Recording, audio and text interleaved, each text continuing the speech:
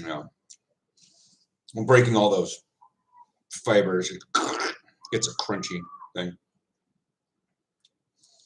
Yeah, the microwave or the oven's going to go off here in just 2 minutes. I'm going to have to serve up some snackies real quick. They're literally just beef and pepper. That's it. Share, sweetheart.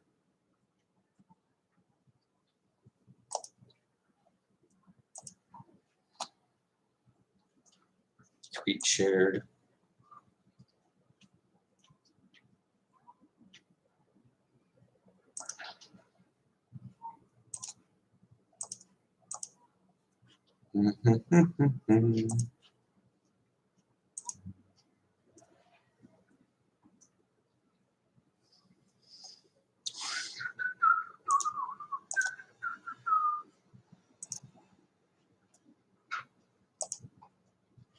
My linebacker too, 44, 3 sacks. Dang. I have no idea what's going to happen with us. Our season doesn't start till like, what, October 3rd? And then we got 4 games until December, and then we go on a break. But then we have a scrimmage next Sunday. So technically 5 games before December, which is crazy because we're used to not having this many games as is. Usually games don't start till February. But I don't know. I'm working to get better at my blitzing is why I'm working a lot with the linemen. 3 sacks? Whew. Usually the sacks are reserved for the tackles. No, you know, the nose tackle and defensive tackle. Sometimes our defensive end can get in there. But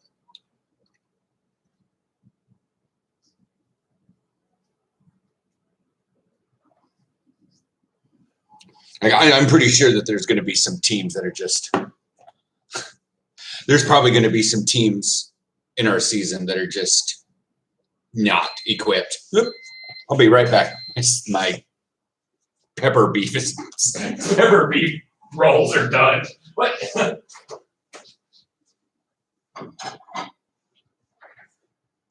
I'm going to be weird and just scoop them into the plate.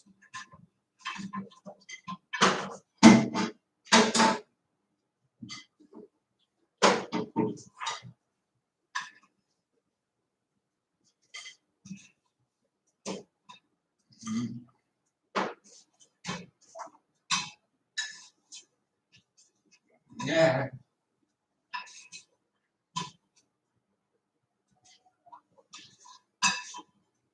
Still unsure whether or not this would have been faster with Tom's. That's fair. And off. You're going to have to cool down from like 200 freaking degrees. 400 almost. Here they are. But yeah. And they didn't explode. No, they weren't even also held up right correctly in the thing. I am going to insist that you always cook them that way because it is so much better. Yeah, I just plopped them out onto the thing, just open up the box. I mean, I would say, like, I could see that the cheese things, like the little things that are the chili cheese and the nacho cheese ones, could be better air fried because it'll crisp up the edge, but thing in the middle, whereas this just heats them up. Mm-hmm. Yeah.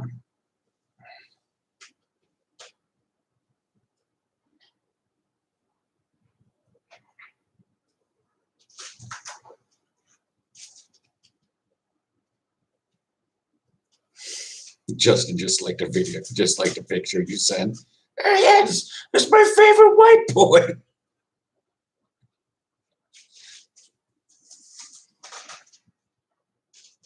Okay, so I need to send out rare, electric, and legendary. Okay. There's an electric train. Rare.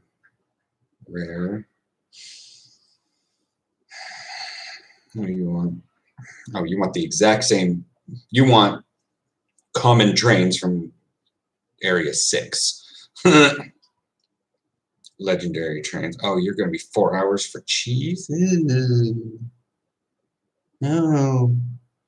Ew. Can I even make cheese right now? I mean, I can. I've got to grind up some rock salt to make salt of sorts.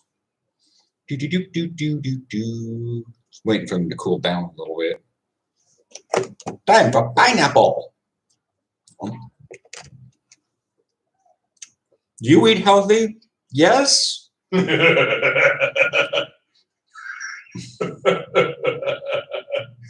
slight question at the end of that. Yes. I mean, it's what? Carbs, spices, and beef. Yeah, protein. I mean, Fruit. it's red meat and it's processed and all that. But I'm not going to take a bite out of a chicken, like literally just. So obviously it's going to be. So obviously it's going to have to be processed.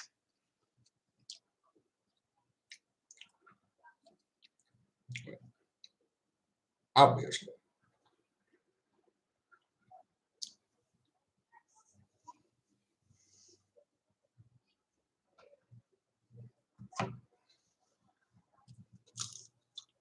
No.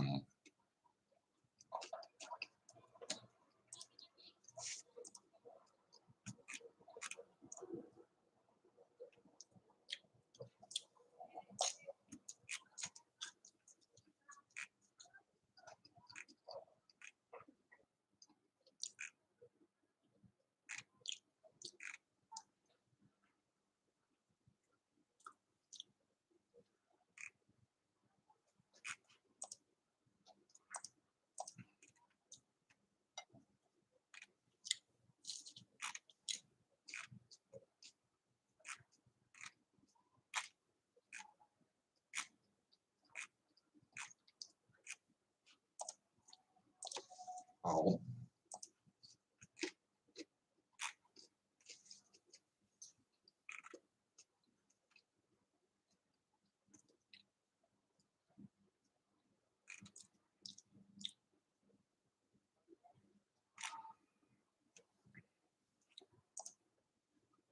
I've been a while. I've been in this stream. When's your first game? October 3rd. I'm gonna get the calendar out for that one. That's a calculator.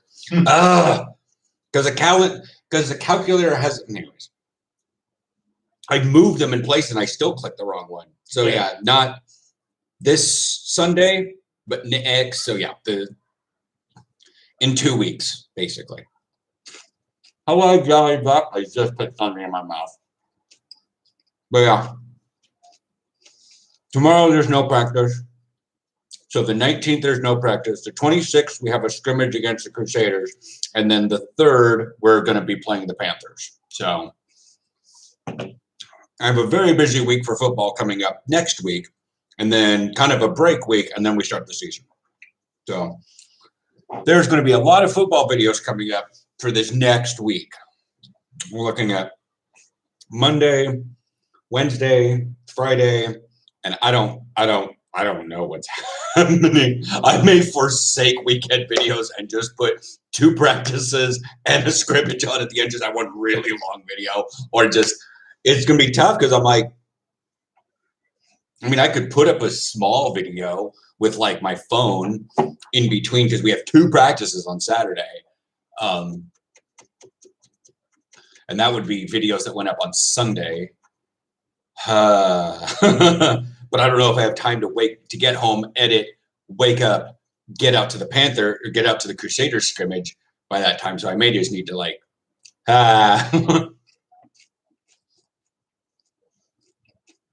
Yeah, I hadn't thought about that. Yeah, I know. I have a week to figure it out. But yeah, I'm pretty sure the Panthers are going to be a pretty easy win. I'm not assuming it's going to be a win, but I'm thinking it will probably be. Most teams didn't do very well in the lockdowns and stuff. People moved, people lost jobs, people can't really afford to play anymore. They just got out of the mode and just don't really want to anymore. Got married, had kids, all that jazz. So, nope, eat one or the other. Do not mix these two in your mouth. Yeah, I can't imagine that being tasty. Yeah, it was just a dumb idea on my part.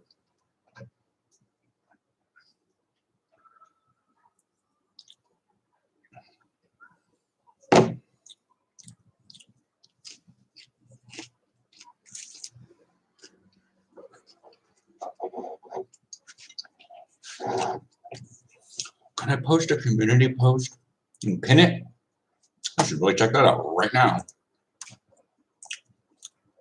I don't know why I put something in the Zenith website in a shopping cart. I can't order from them.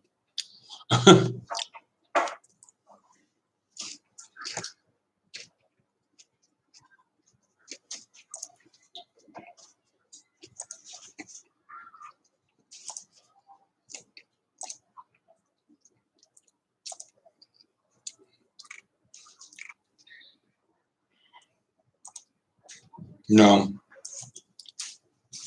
I can't actually pin a post.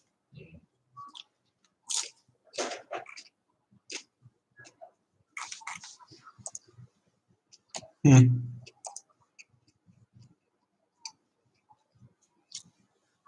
I don't always use the community post to get folks hyped up.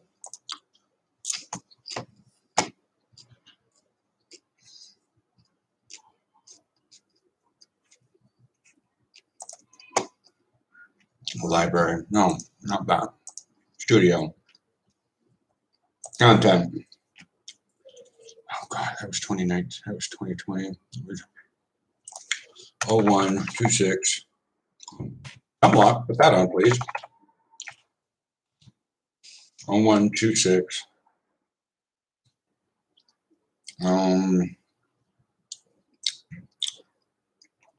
Is it not 26? 27?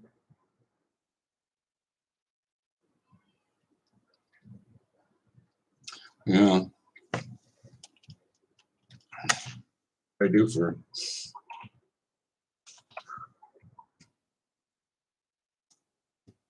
What's this?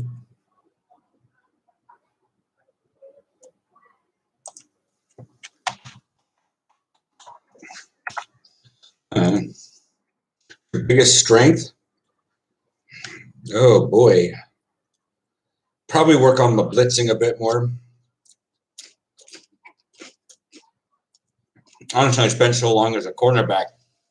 I want to jump into coverage pretty easily. I need to be. We've been working so much on one side because we haven't had that many people at practice. It's been a little bit funky, but I'm pretty good at keeping eyes on both sides, making sure that if they're doing cross routes and stuff, and where the thing's going. But it's like getting through the line sometimes is a bit funky. That's why I spend time with the linemen rather than the defensive back. But yeah, that's probably what needs to happen is to work on getting the blitz and getting those sacks, or at least, rushing the quarterback to throw funky. I've been doing that in practice when they spill out. You get a little faster at it.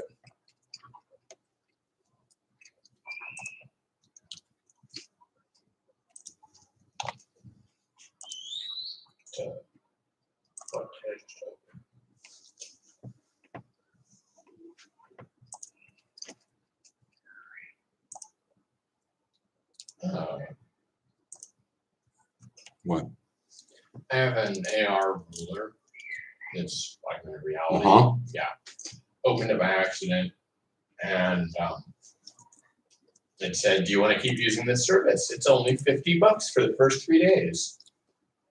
So I'm uninstalling that shit. Oh, okay. It's the biggest difference between Mike linebacker and outside linebacker. Well, Mike linebacker is very specific. So I am the only inside linebacker. And since there's only one inside linebacker, they call me Mike. But we have a shifting defense. So like if the Will, who is an outside linebacker, has to bump out and triangulate between the number 2 and the defensive end, basically, and the tackle, I have to move over and take the Will spot. And the Sam, who's technically free range, free game to do a lot of things, moves over and takes the Mike slot. So that's why we have a Sam, Mike, and Will. But an outside linebacker has a couple different definitions. But as we use it, an outside linebacker are the linebackers that are border near the edge of the box. Sometimes they bounce outside the box. The middle linebacker, and when I first got to the Hurricanes, we were doing a 3-4 situation. So there were 2 outside linebackers and 2 inside linebackers. The point of inside linebacker is that they stay inside the box. And outside linebackers can move outside the box. And the box goes straight up from the defensive ends. And that's pretty much it. It's just that when I use Mike linebacker, I usually say MLB because Mike linebacker is the one that is dead head up on the center. You know, there's quarterback, center, nose tackle sometimes, and then the Mike. And then it's just a straight line down the field. That's how we utilize it. Even so, the Mike and the Will, when you have 4 linebackers, your 2 inside linebackers, Mike and Will, kind of split that area a little bit, but they're still a main.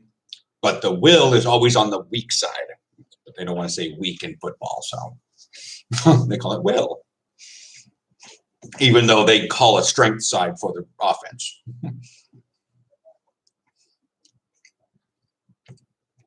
That's pretty much it.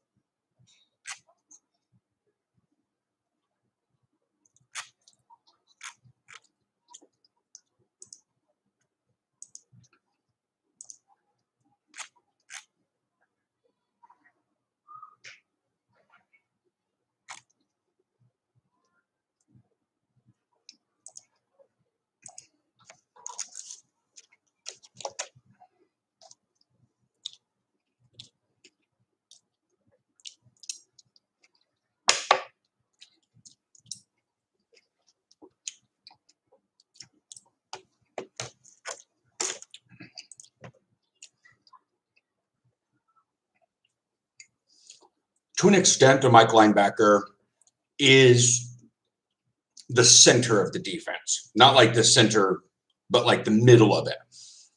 By and large, the Mike is the one that's calling the strength, calling the, sometimes calling the plays, gets the stuff from the coach. Like, yes, they are not necessarily the most important part of the defense. One could even say even a free safety kind of is, because if both your corners get beat, and your strong safety is dealing with the flats, but both your corners get beat and there's no over-the-top help, and that because that free safety's not paying attention, you're going to have a ball deep, and that sucks even more. With some defenses, like a 4-3, you've got a lot of guys on the line. You've got 4 guys on the line, and your 2 outside linebackers can wrap up, can get it on the side. There's many plays where Mike is cleanup. So I don't actually have a gap on that play. I'm just cleanup. So am I all that important? I mean, yes. But then again, everyone's all that important. The nose tackle could be super important because if the nose tackle is a little slow on his game and he doesn't take advantage of that window where the center is vulnerable, yeah, it could be like, I don't like to think there are any unimportant or least important people on the thing, but it could be debatable depending on what position you look at it from. So like in the passing game, the linebacker is nothing. You know, especially in our system, you've got usually like our cover two, for instance, is just me jumping around in the middle of the field trying to make sure anybody's crossing my path. And then we have, you know, but then you got the free safety in the corners going deep and possibly people into the flats. However, in a run, you can think that the linebacker is important, but if the defensive line isn't doing their thing and they leave gaps wide open, sometimes the linebackers can't do their job, even with massive open holes. But again, in the pass game, if the defensive line isn't actually putting pressure on the quarterback, he has a free reign to pass. I mean, like Roethlisberger one game spent like 5 seconds in the pocket. I was like, good God. 4-0 no more. It's actually pretty far into the American football season. I forgot some of you started in August. It's already September. It's mid-September. Time's being weird. Yeah, yeah, I know.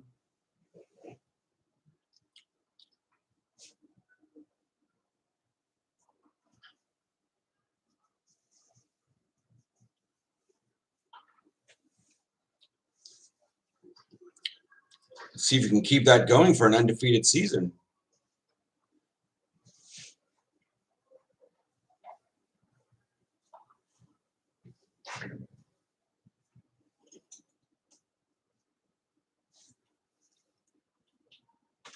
I need something to drink.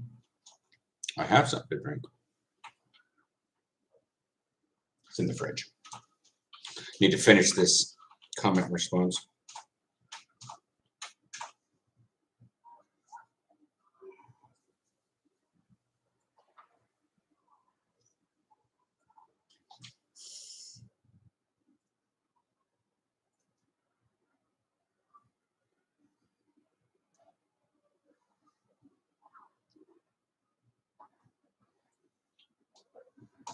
No for school?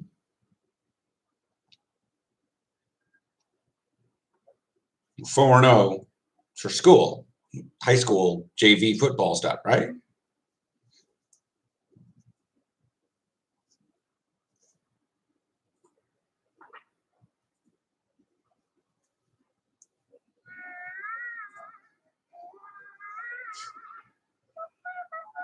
God damn it. Kathy.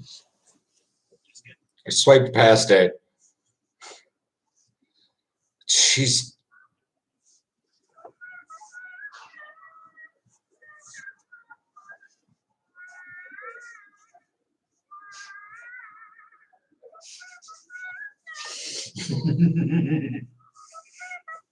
just.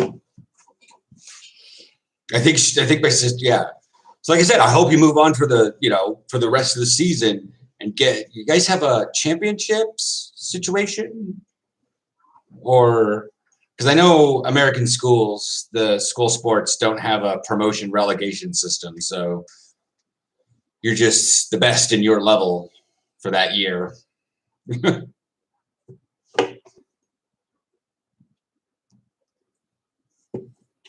Like there was a school I heard about. They're like, man, we're the best high school in Oregon for 3A. Because y'all come out of a town with 10,000 people.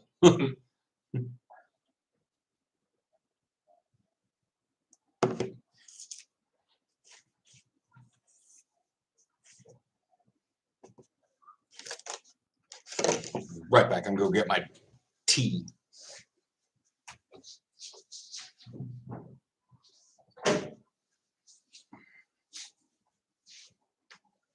That door didn't close all the way.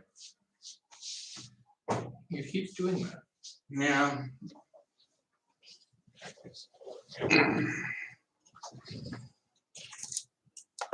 Because like when you're at the top level, like I think Oregon had 6A or something like that with the OSAA, Oregon School Society for Athletics and Academics.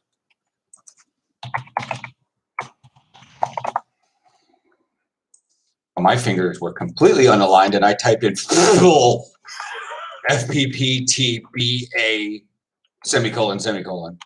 That was fun.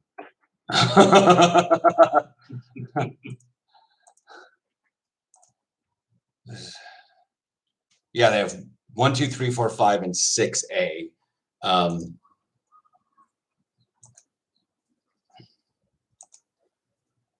But there's like nobody, like, what is it? There's no 3A contests. Oh, this is only for this coming week.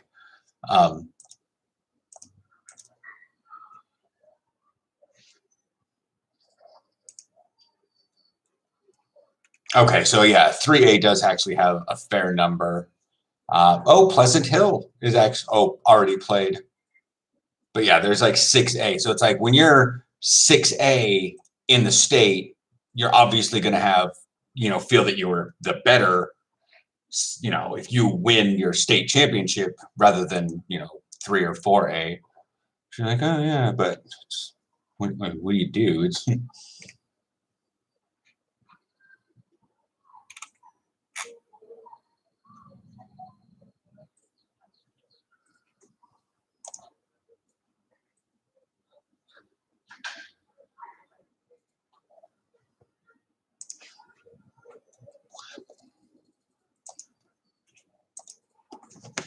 Thanks, Kathy. I got that little song stuck in my head now.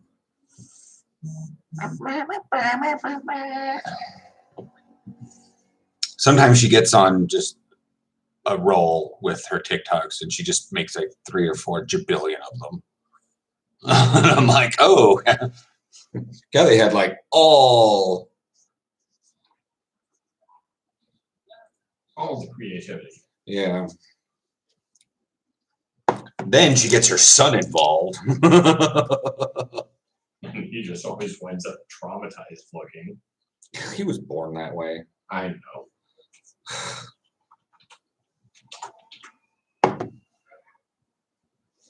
Yeah, now that the sun's gone down and it's warm but not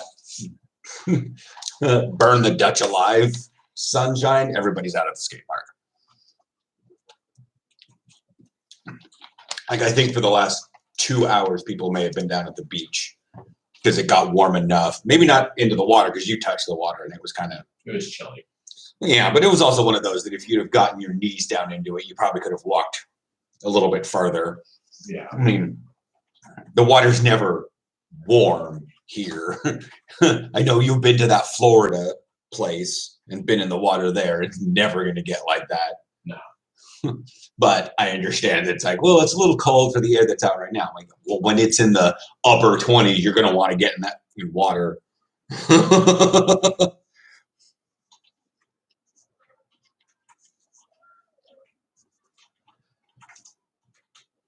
Rare, legendary, diesel.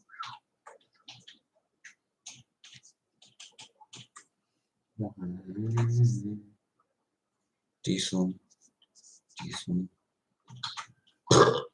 Diesel.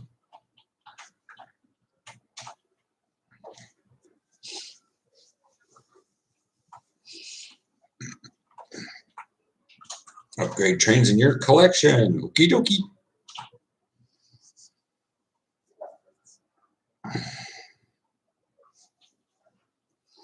Did you get the dinner coming in at 7:30? Oh. I see the air fryer's out, so. Yeah. 1,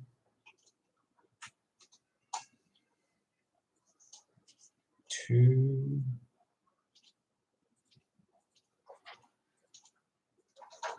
3.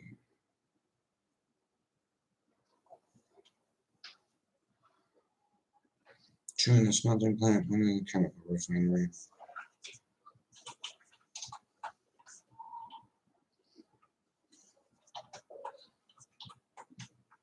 Tomorrow's video is going to be definitely up in the air.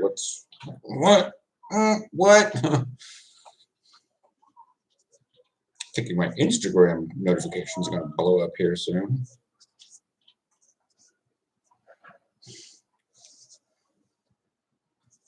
That was World of Warcraft. Actually, their YouTube channel telling me, hey, there's another live stream of whatnot.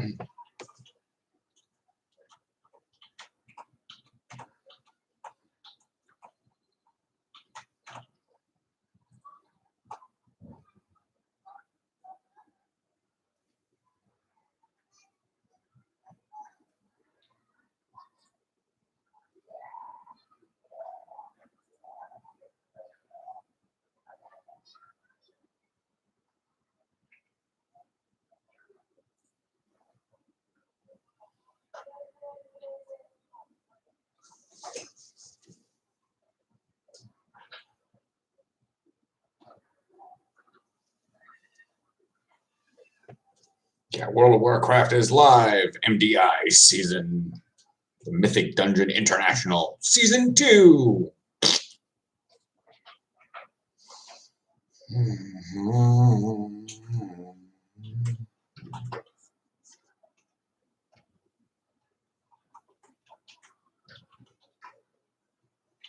Just got this thing ceramic coated.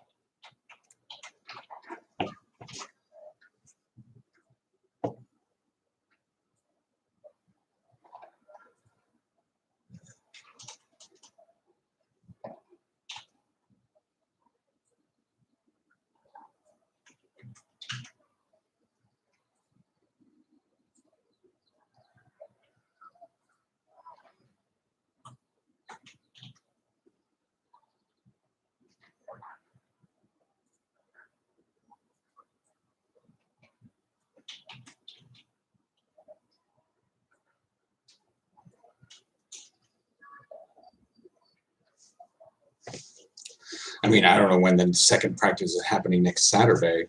I may not be live streaming that day, but I can always move the live stream to Sunday after the scrimmage. Yeah, Are pretty much.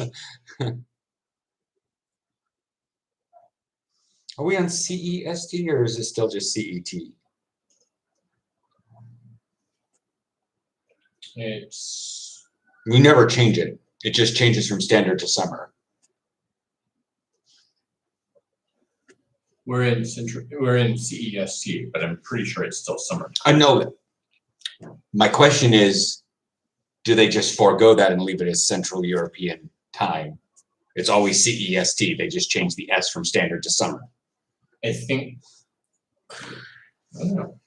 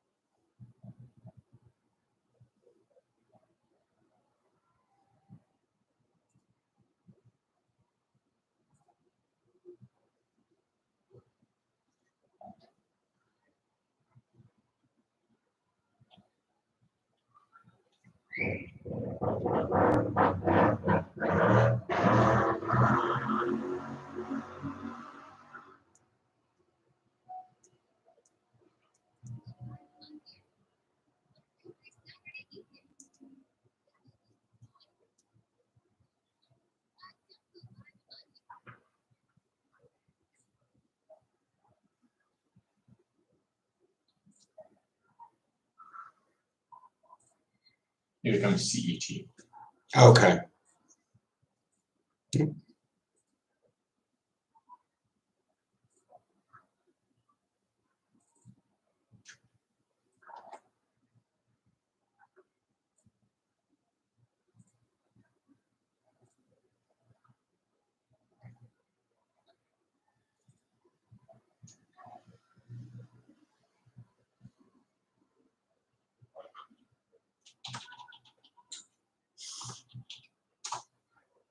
I still use CEST for standard time because everything else is like EST, EDT, PST for me. And I'm like, ah.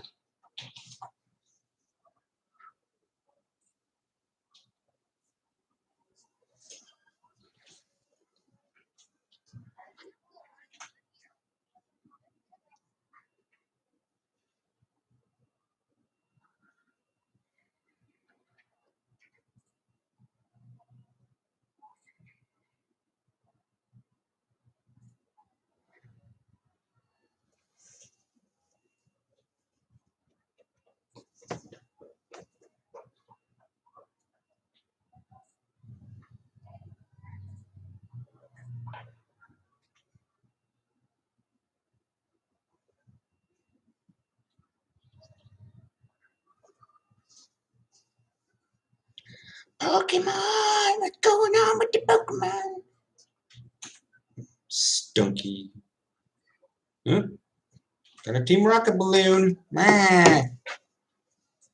Team Rocket balloon. Team Rocket balloon.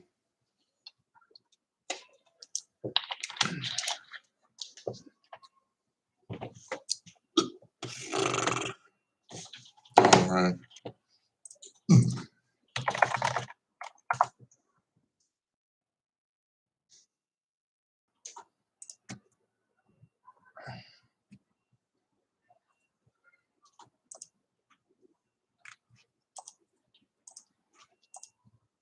See if this shop has anything.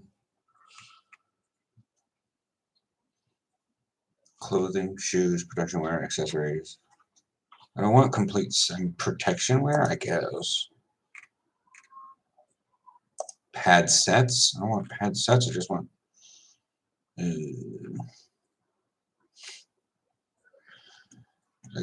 everyone's like, just order the youth ones. The youth ones for knee pads. I'm like, I have knee pads, but I think I cut them a little close, a little small. They're functional, but eh.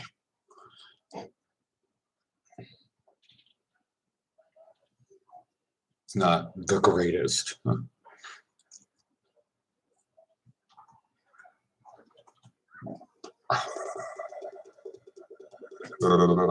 Electric Pokemon. Let's do Quetzalcoatl.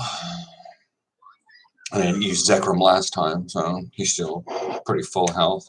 Oh, I forgot it's the birds. It's flying Pokemon, so I'm just going to shove rock and I don't need 7-piece pads. Clothing with protection. No, I never fit those anyways. They're just too big, or they're too. I mean, there's the padded shirts, but I didn't. The last one I bought had to get cut off me. I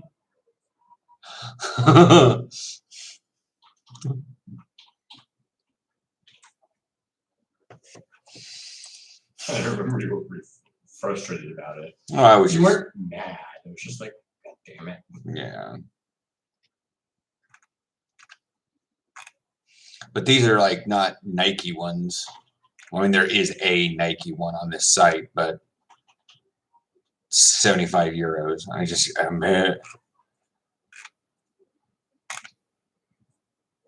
There's some Under Armour. What does your football league's playoff format look like? Well, we have 8 teams.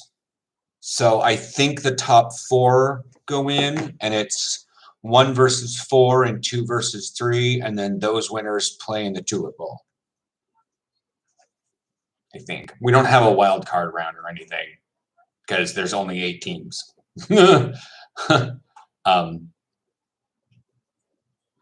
maybe if we had 10 and we split it up into 5s, we could bring in the top 4 and 2 wild cards and then have a bye the first round, I guess. But we don't have that many teams.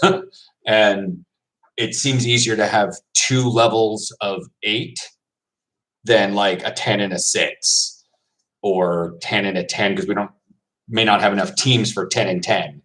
So,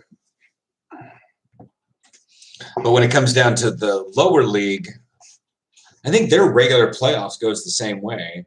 It'd be 1 versus 4 and 2 versus 3. And then those 2 play to win that level. And then whoever is the lowest in the top league plays them in a final game to see about promotion relegation. I think that's how that goes. Been a while.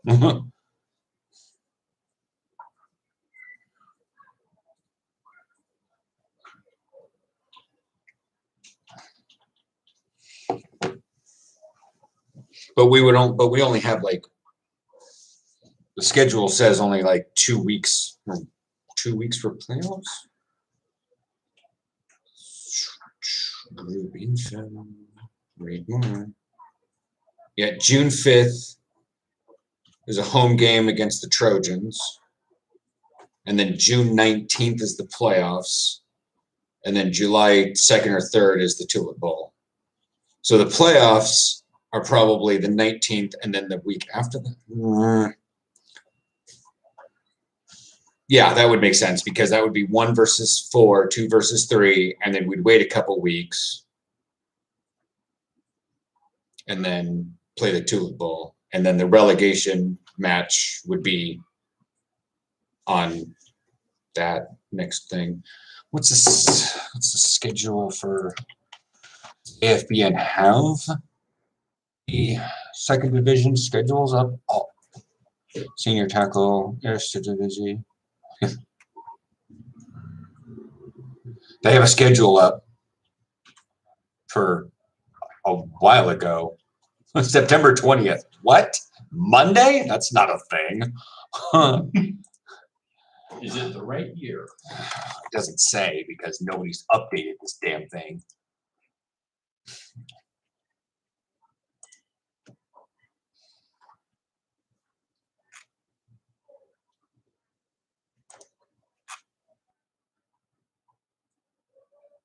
Yeah, and there's nothing posted here on Gridiron.nl about that schedule.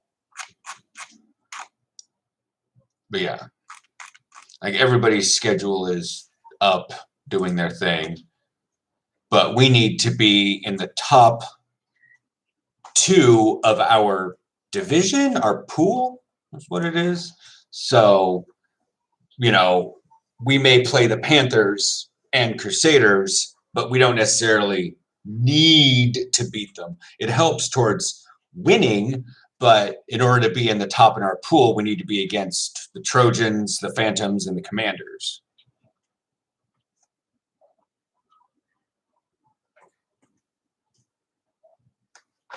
So basically they count a little bit more. It's like if we lose to the Falcons, it's a loss and can hurt us, but winning against playoffs, that's what I'm looking forward to. Because my 2019 season got cut short due to injury. 2020, because 2021 was gonna go, but then, you know, issues with that again, because we thought it could happen, because we thought everything was going good, but it wasn't going good. Yeah. It's like the summer went by and I was like, oh, it was really good. And that's why I'm not so worried about this next uptick, bump that happened about this time last year, is because last year we didn't have vaccinations. Now we have vaccinations. So unless some ridiculously crazy Americans come over here and start infecting a bunch of people with a weird variant, we're pretty good. Any personal season goals? Yeah, like have stats. Like it sucks. But my goals are very, very low because I haven't had anything to become better than. A lot of things in the States are like my last season with the Cobras was cut short because I moved. So 2018 season, 2019 season, broke the collarbone, 2020 and 2021. So like for 4 years, I haven't actually had a season to gain anything. So right now I'm just like, I'll take any personal goals, anything. I don't not break bones that knock me out for the season. Maybe get a tackle. It sounds bad, but I haven't had anything for 4 years. And then before that, it was weird teams. Plus, I was a terrible corner. But yeah.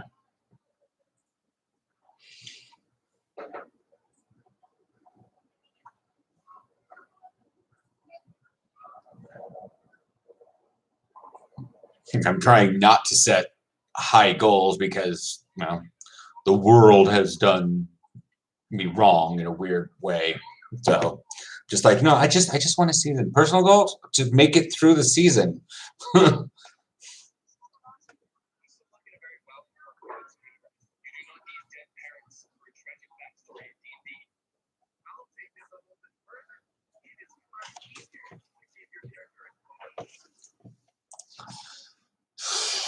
Oh, okay. That weird sound came out of the German thing. Like, hey, can we help you with anything? No.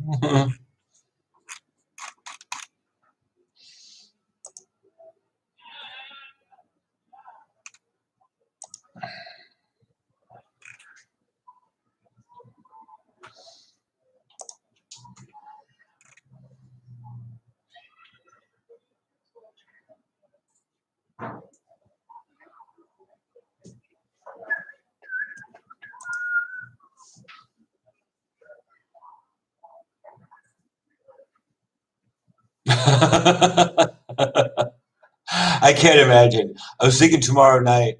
I would think that we would get ESPN2 on our channel thing. Like getting Fox Sports 6 last year is like weird, but ESPN2 I should be at. And I was thinking of watching the game to see what the actual commercials would be here if they're still American commercials. On Fox Sports 6, they literally just like went, "We will be back soon." They just had this little like blue background. We will be back soon. I didn't get to see any American commercials, but on ESPN2 I might, and it's going to be weird. But yeah, fast food and diabetes. Yeah, makes sense. And since I watch games, also replay games on the app, the Game Pass app, I don't get any commercials. I mean, I get like YouTube style ads, but I don't get any American ads.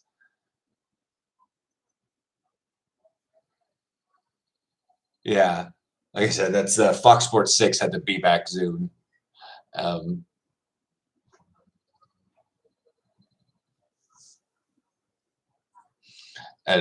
But yeah, I realized it was on ESPN2 on Tuesday when I was waiting to get my hair cut. So I swung by the bar to see if they knew which game they were having on at 7 on their thing, and they're like, "Oh, it's going to be this team." I'm like, "Oh man, Patriots Jets." Says ESPN2, and I was just talking there with Joy, and my eyes just sort of wandered around. And I saw that Ravens Raiders was on, and I was like, "Well, I got 45 minutes until my thing. Give me a half a pint." And I sat over the table and watched the fourth quarter before my haircut. So I was really placid for my haircut. Like, is this okay? Yeah, it's fine.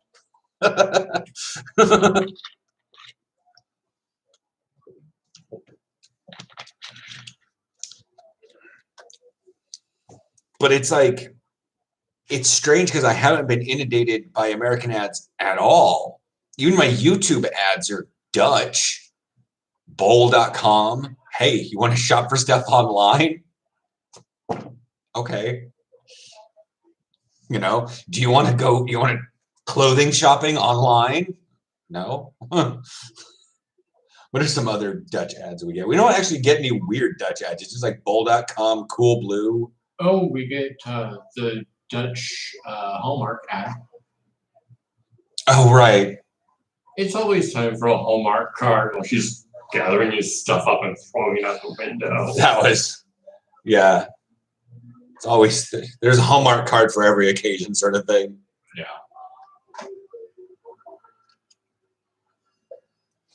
But yeah.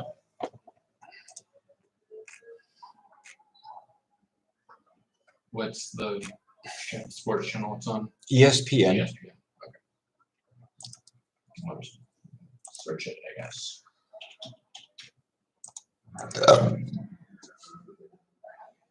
Whew. Weird burps, then you exhale the carbon dioxide.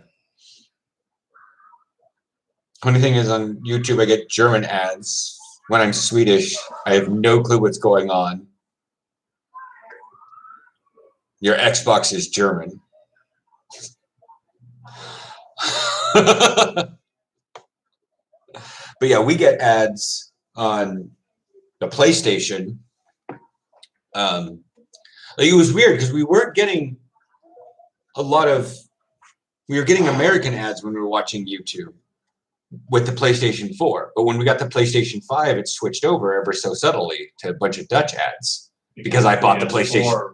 The PS4 was over there, and it's just that little, there's something about where it was manufactured, and the ads over YouTube or the YouTube app can read that little like tick mark somewhere in the coding or the hardware that says it was produced there. So it gives you location stuff, despite the fact that you're like, oh, well, I'm, because that way it doesn't, and that makes me wonder, so if I used a VPN on it, I would still get Dutch ads, even if I'm VPNing from Australia, because I bought the PlayStation 5 here. So, yeah, we don't get ESPN, but we can get it for $10 a month, along with ESPN 1, 2, 3, and 4. No, I have already paid $150 for the yearly subscription to NFL Game Pass. I will literally just tune into the Panthers game live on the app. Because I got a hell week for football tomorrow, or next week, and I don't want to be, I just sort of like, I'm just not going to drink. I'm not going to worry about all that. Last night was my last little bit. I mean, I probably could have drank tonight, but I don't know if Peter Boer's going to show up. But I've seen a few American ads, but they're like the general movie ads for things. If I do get them, they're like they're in English, but they're global ads. Like Raid Shadow Legends. It's not really an American ad. It's an internet ad.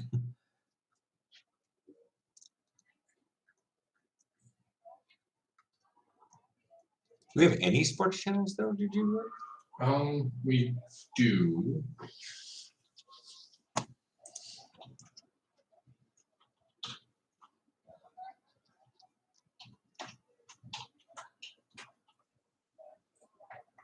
I don't remember which one. That's fine.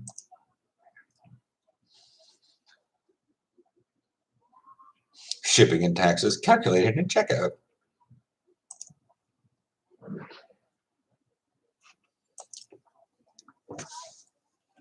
Just realized my phone was like really low on battery. That was TikToking. And I had train station open, so yeah.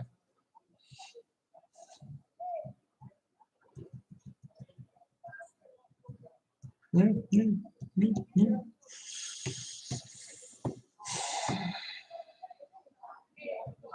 have a very sneaky idea about a video for tomorrow, but I'm still sort of up in the air.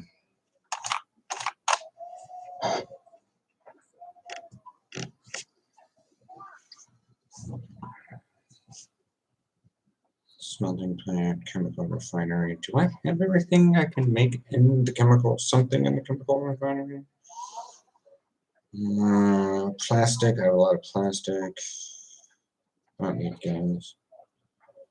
Oh, no glue, so I should probably get some wood. Lumber. Lumbar! Okay. And how is the smelting plant? Come on. Oh, we're good there. Probably need some coal.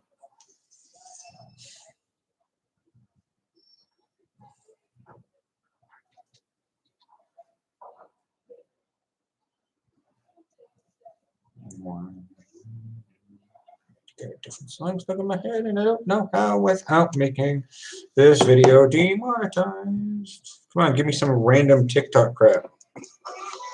Nope. Nope, that's Scottish. He plays the piano, the accordion, and he's recently. That is my partner stuff. He plays the piano, the accordion, and he's recently picked up the violin. I just play the fool. That is my. I see sheet music. What do you play? That's my partner's stuff. He plays the piano, the accordion, and he's recently picked up the violin. I just play the fool.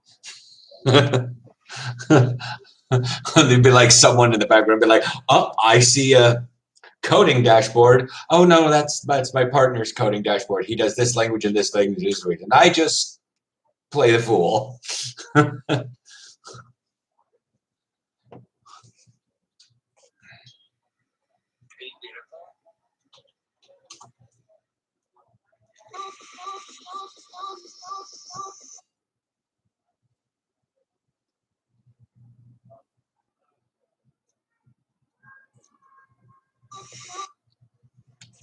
What?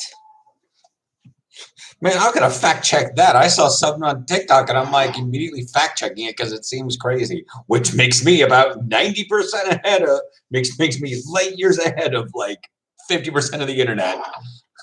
I heard that 3+ feet of the snow on Rainier melted during the heat wave. Snow melt heat wave Rainier. Do your thing, Google. Independent.co.uk posted Wednesday, July 14th. Okay, of this year. Okay, so recent.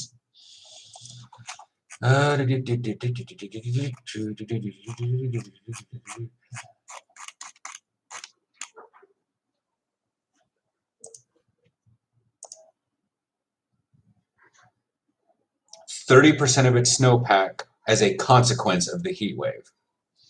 Scientists are also warning of the unusual absence of snow will cause a lengthening and intensification of the fire season across the area. So the heat wave that happened in July in the Pacific Northwest caused a massive excess of the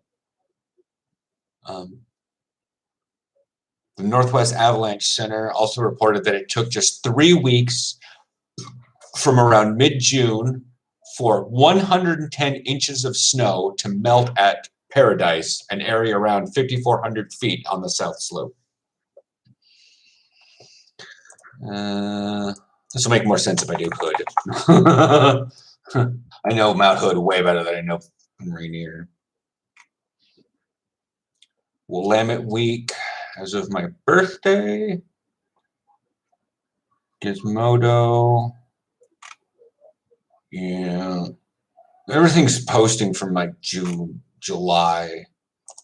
Let's check Willamette Week. I was totally expecting Willamette Week to not be GDPR compliant for some reason. Yeah, I'm kind of surprised they function. No, but they're like, I've never really liked Willamette Week, probably because there's way too many hipsters. They're like, oh, this is the Bible. I'm like, shut up. It's not.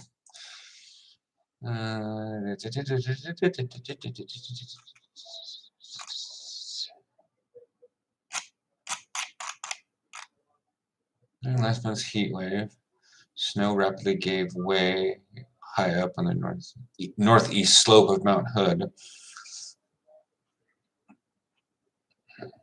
Yeah, there were flooding roads and campsite evacuations down in areas because I said this is the northeast side, which is weird because the northeast side is not where you're really going to be getting a lot of sun. Yeah, fucking Zenith, you do not ship outside. Okay. I'm gonna have to tell Diego that I don't want to order from AmericanFootballShop.de because they don't have regular stuff. I mean, I could probably get a backplate, but it's not a Zenith one. Flag football, protection wear, clothing with protection, this leg protection. You actually have. Oh, I don't trust those. I don't trust those at all. I mean, they're knee pads, so whatever, but Nia shoots her. They're basically volleyball stuff. I mean, look at that there. I don't trust those at all. Yeah, I mean, they're still knee pads, but it's like, really?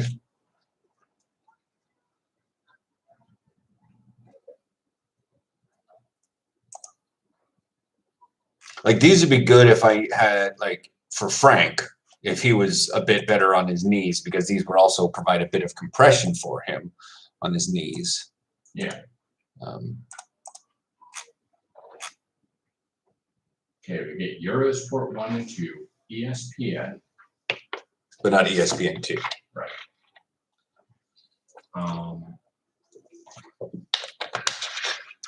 Das Erste. Don't know if that's sports or not.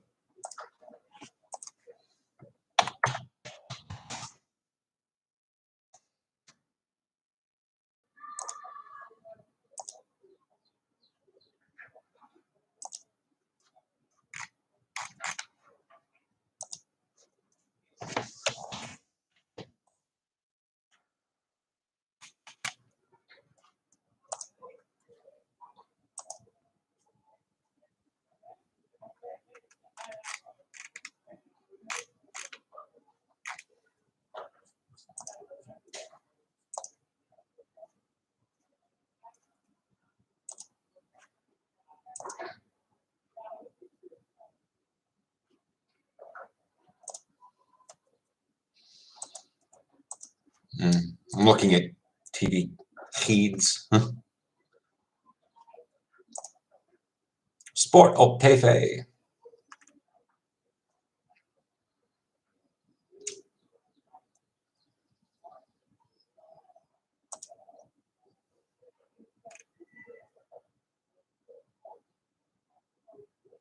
Apparently, there's this thing called NCAA football. No shit about it. ESPN 4.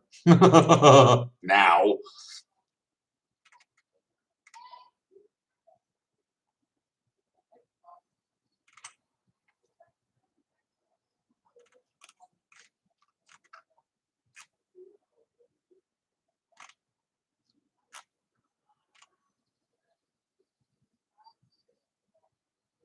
NCAA football. Vanavond. Okay, I guess we don't 21:30. Zigo Sport because it's listed as premium. Also, Zigo is its own channel thing. I know. Yeah. Like that's kind of dumb. Of course, we're not going to get that. But the fact that we could get it from. I think you must allow to be available, but yeah, that's it.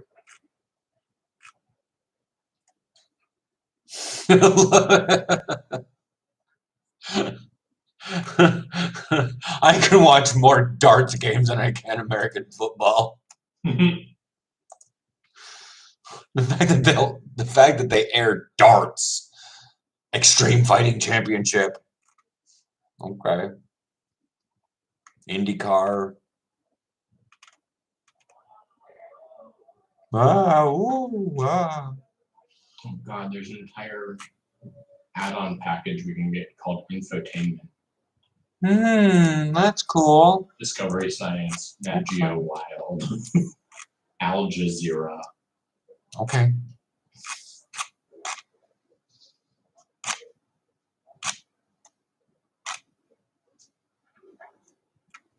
There's also another NCAA football game, Fanacht, at 4 in the morning. Probably on ESPN 4.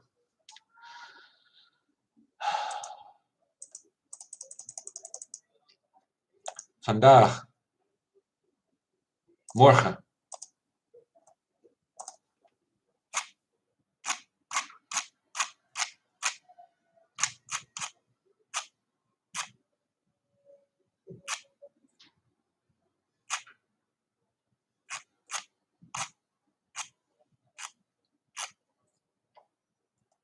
Sunday NFL Countdown.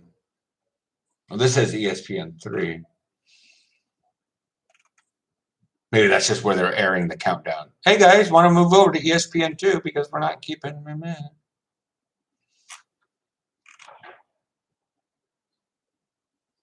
NFL Red Zone on ESPN 3. Oh, and NFL is on ESPN 2. Fun times. Hello, Chantal. How are you?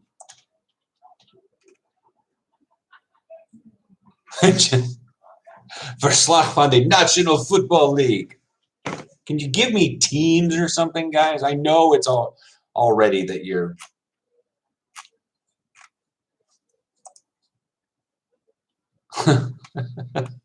Titel, NFL, Aflevering, 78. Zender, ESPN 2, Genre, Sport, Subgenre, Live Verslag, Land, Verenigde Staten. Oh, okay, fine, sure. I still don't know which teams are playing. Oh, it doesn't really matter. It's just football, right? No. Yes? Is this how you guys watch soccer? It's like, oh my God, there's a soccer match on. Let me watch it. I mean, to be fair, if I'm in the States, I'll just watch general football. Because I could just turn on any station.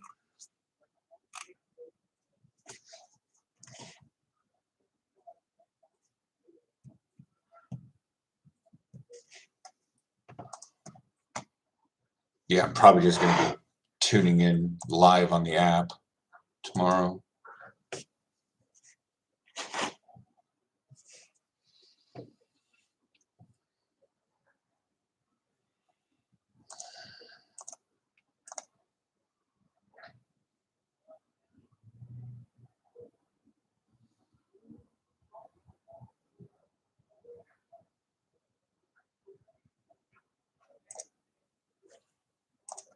Okay, so yeah, how it goes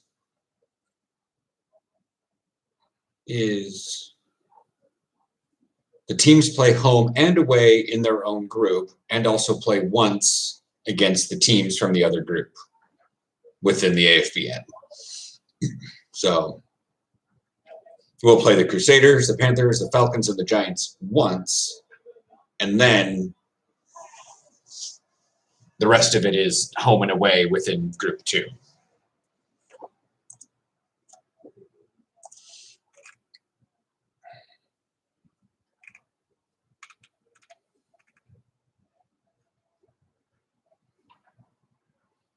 Yeah, there's playing Flavo twice, Commanders twice, Trojans twice. So yeah, that would be six games plus 4 would be the 10. So yeah, we get 2 chances to beat the crap out of our pool.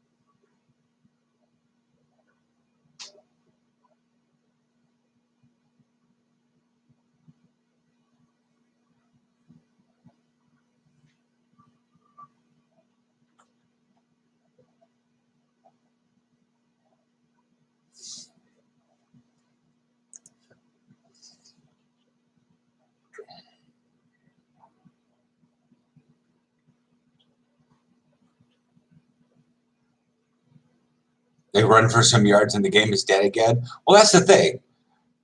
How I tell Europeans that don't really know much about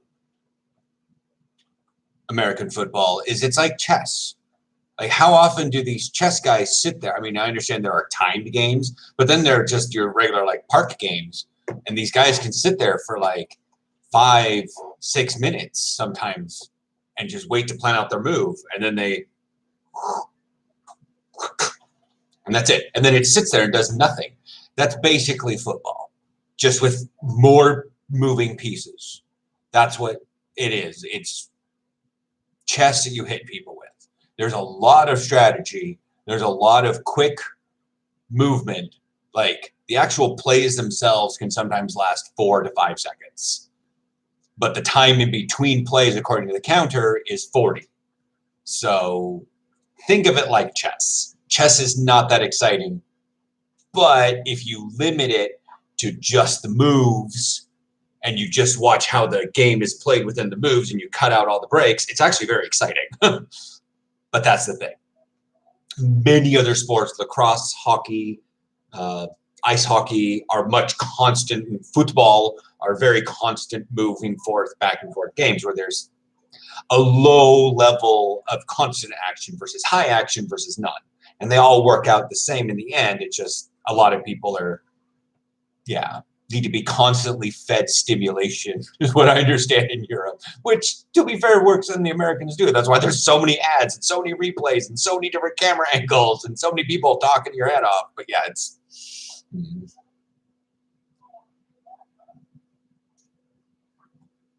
Yeah, I kind of find baseball a little boring. But, like, I tried to watch a game. My dad wanted me to get the regular, he wanted to get updates on the sport. And I was like, really, Dad? Like, I wasn't even into sport. Like, this was like 2003. And he was doing something, and he wanted to make sure that I knew to give him the update of the sports of Oregon State Beavers. That's pretty much that. And I was like, Beavers won, Dad, by a lot. Well, how many points? Like 6. Oh my God, they really won. But I was like, I learned most everything I needed to know about baseball watching one game. It's interesting, but yeah, it's that sort of like, all right, he's going out to bat. And then like, boom, and then everybody runs, you get the ball and it moves this way, and then you got to come up to bat, got to do this, got to make sure the rules are right. Oh, the ball got knocked out of bounds. Like, it's got its thing. And each sport is very in their right. But, that's why a lot of times on my TikToks and YouTube videos are just like, could we stop this sports arrogance-ness? Like, football has its thing. American football has its thing. I have sat in bars here in Amsterdam where they're watching like a major match with the Ajax, or maybe not even Ajax, even like Juventus and stuff. And I'm like, because like the American, the football game, my football game that I'm watching is on commercial break. I'm like, I just like tune over to keep my attention. And I was like, the game is actively being played, and it's literally just everyone running after the ball that got kicked really far. Okay, someone caught up to the ball. Now they're holding on to it with their foot, waiting for everyone to catch up with them. What is going on? Like I understand that there's stuff to the sport, but it's a low level of action.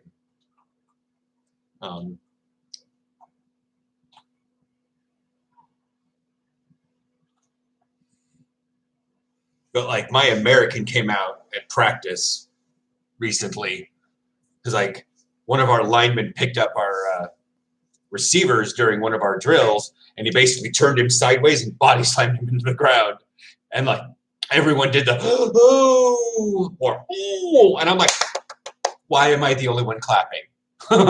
We have a lineman that's picking up guys and body slamming them to the ground 90 degrees turned. Like, this is what sport have you guys signed up for? But still, it looked like it hurt. Kevin's wearing pads. He already broke his collarbone 2 years ago. He's not worried.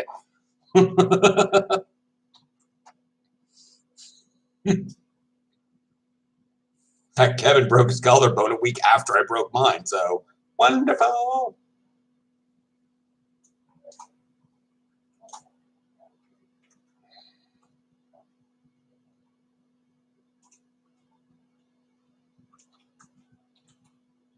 They're actually putting it out now for AR mapping. But usually they have AR mapping for gyms. But I hadn't noticed that they actually would putting AR, because usually it was always like, here, do the AR mapping for park and ride Jardins Bay. And I'm like, okay, fine. And I like, how many times do I scan this tiny little building? Sometimes I just delete it because I'm like, I don't need 10 great balls. I don't care. If it's one of those little football fruits, and sure, I'll take it, but I'm not. But now it's like scan Mark and Frank. I'm like, okay, I've never had a scan Mark and Frank before, which makes me wonder if they're actually going to accept my Pokemon thing for the damn skate park.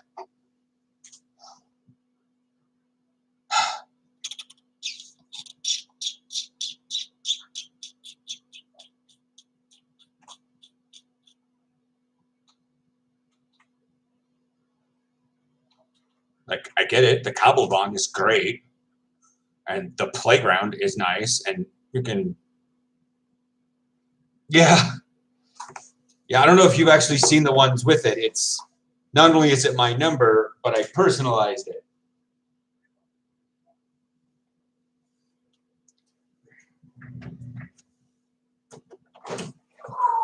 Yeah. I had no idea it was going to be so eye-itchingly owie.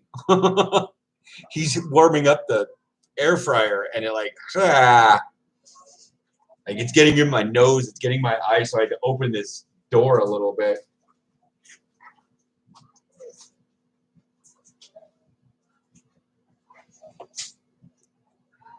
Yeah, I have a, is this large? Yeah, I have an extra large that I ordered from England, which is an actual Keekly jersey from the same. It's the same style. It's just bigger. Yeah.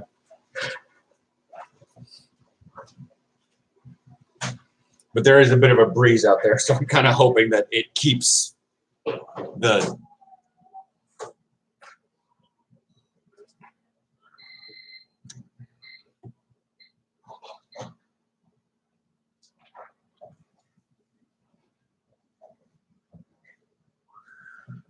No, it's not easy to say. My last name. It's not.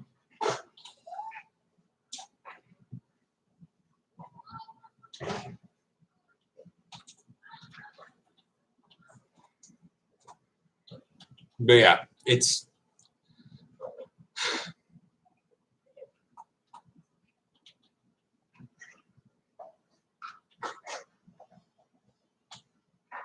Okay, so the Dutch League versus what was called NFL Europe.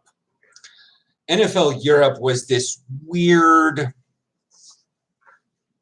subset of the NFL where a bunch of European teams existed, but they had NFL players that would come and play on European teams. It was like trying so hard, and they were like trying to bubble out, and they would pull in some European players, but not many. They just brought in more college people and win it.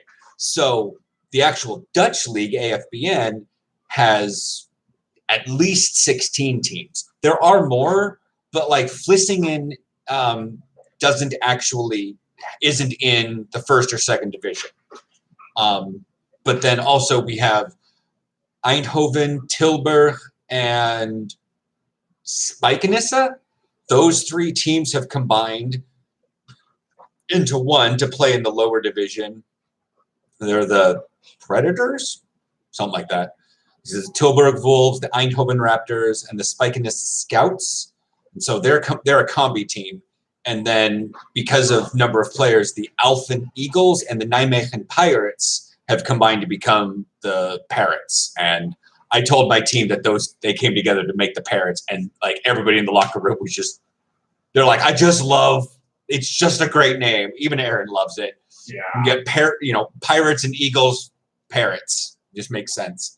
So technically there are more than 20 teams. There are about 20 teams because you have all those split teams that come up. I haven't actually seen a schedule for the Eredivisie. So yeah, it's a bit, I know that there are 8 teams in them, but I don't know which ones they are. And I know that there's 8 teams in the Eredivisie. And that's 2 Amsterdam teams: Arnhem, Groningen, Lelystad, Almere or Flavo, Hilversum, and Rotterdam.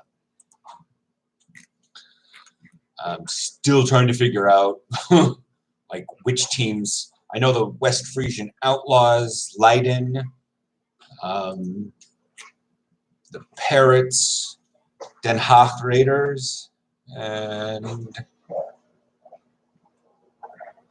Maastricht and Utrecht are in the first division. So yeah.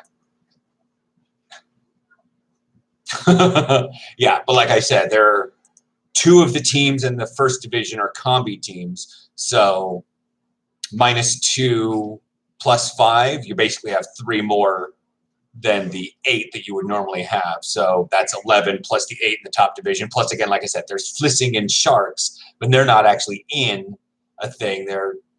They just play around. And I don't know what happened to Enschede and whatnot, because they had the Enschede Broncos, but they're not in first division.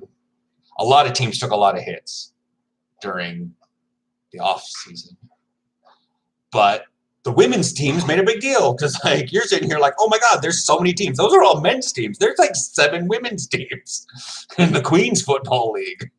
QFL.nl. Is that what the link is? QFL.nl? That is not the right one.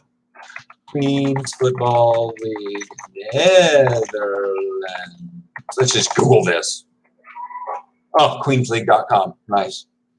The teams: Amsterdam Cats, Rotterdam Ravens, Almere Foxes, the the Utrecht Wolverines, the 030 Wolverines, the Hague Black Scorpions, Zwolle Blue Jays, and the Eindhoven Valkyries. So yeah. 1, 2, 3, 4, 5, 6, 7, and they just need an 8th team from somewhere, and they would have an Eredivisie women's level American football in the Netherlands. So, like, how many teams are there? Well over 20, because you got 7 women's teams and 19, 20 men's teams. Like it, and then again, there's little ones lying around somewhere that may be other things. So could push it up to 30, and then once you open up flag, oh boy.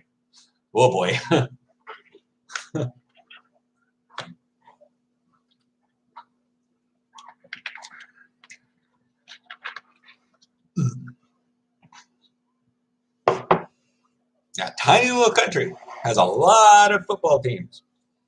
I just wish that it was much more popular with the fans, because then the clubs would elevate higher. And like, I don't think anybody charges for admission to go watch a game, because that's kind of a turnoff for just a lot of things. Like, there's barely anybody watching anyways. Why would you want to pay €5 even to go see a game you don't know crap about? So games are effectively free to go watch. And yeah, but if there was, like, maybe the Tulip Bowl, I think, has admission, but that's like the big game.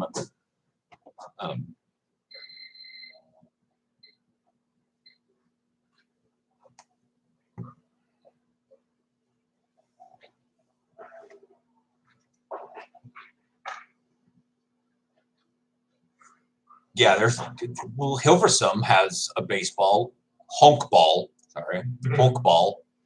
and has a softball team also. In fact, yeah.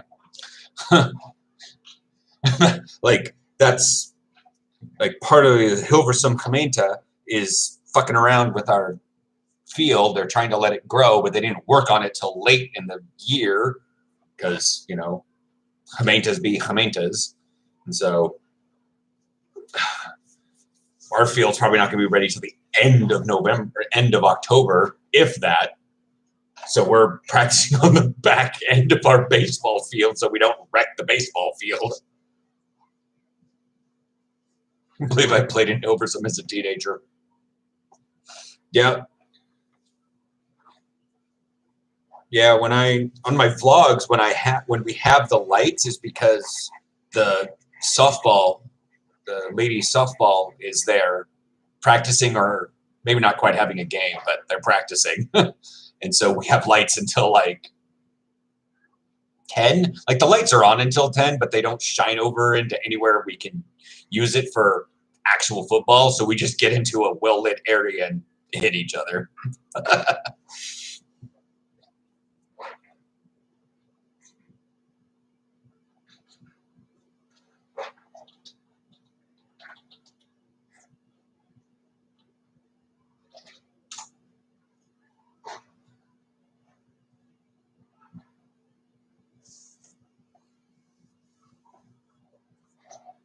Well, yeah, with Busum, yeah. Like there's more. I think I know. Like Hilversum, Busum, it's a lot of, like, we have a couple people on my team that live in Busum. And I think I know, like, it's right, like, there's a big sports field right behind the pro rail thing out there. Hilversum, where the hell are you at on this map? And Busum's like right there, but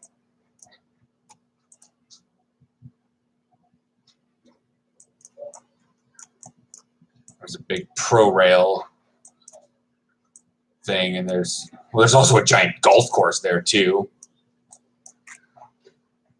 Yeah, whatever. It's all that Hui area.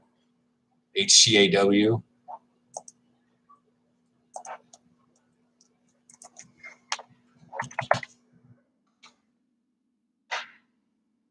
Sandraive, Busum. Yeah, that's exactly the area I was just looking at. Like the map just sort of like went, you mean here? I'm like, yeah, that's right there.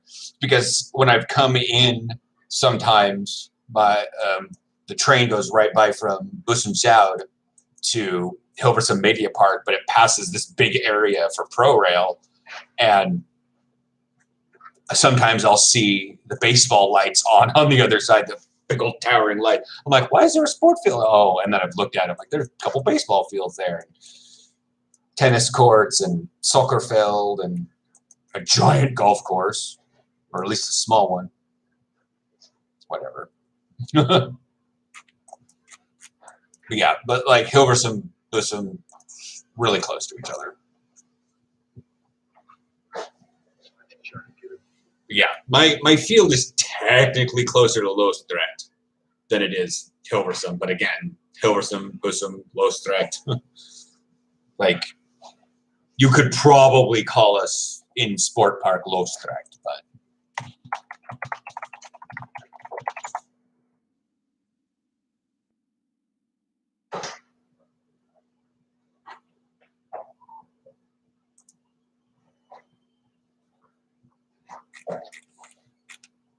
yeah, the Hilversum Cricket and Football Club Victoria, and then there's a football Vereniging OSO, Hilversumse Mixed Hockey Club, and then again a small golf course. We're like way back in the corner.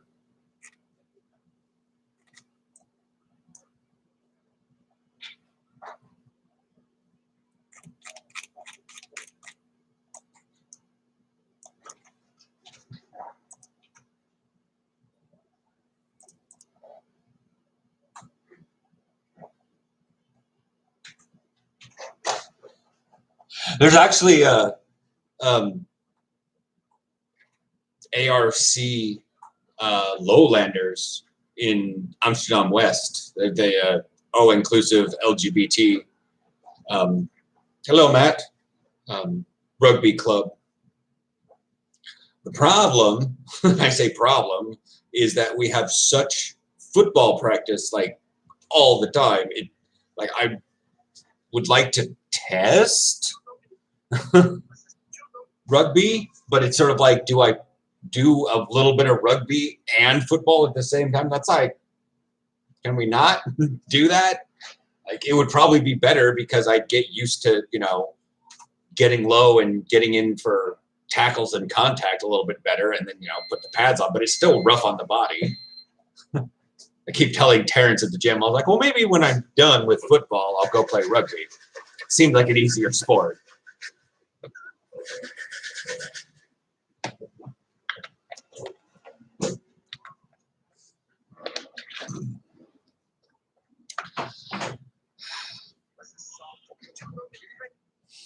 Also, Matt, I'm not sure if you saw the most recent reply, but I fully grokked what you said, and I was just like, man, if you're used to that sort of stuff, no wonder I understand that, the transit here is absolutely amazing in comparison to most anywhere in the States. I understand maybe the heart of New York would have a better metro system, but it's also super crowded. And much of that whole Northeast corridor has functional intercity trains, kind of, but Amtrak be Amtrak. And so, but if you're used to that level of transit just going down, the fact that you're used to it means it happens more often than, I don't know the last time something like that has happened to the Netherlands. Unplanned.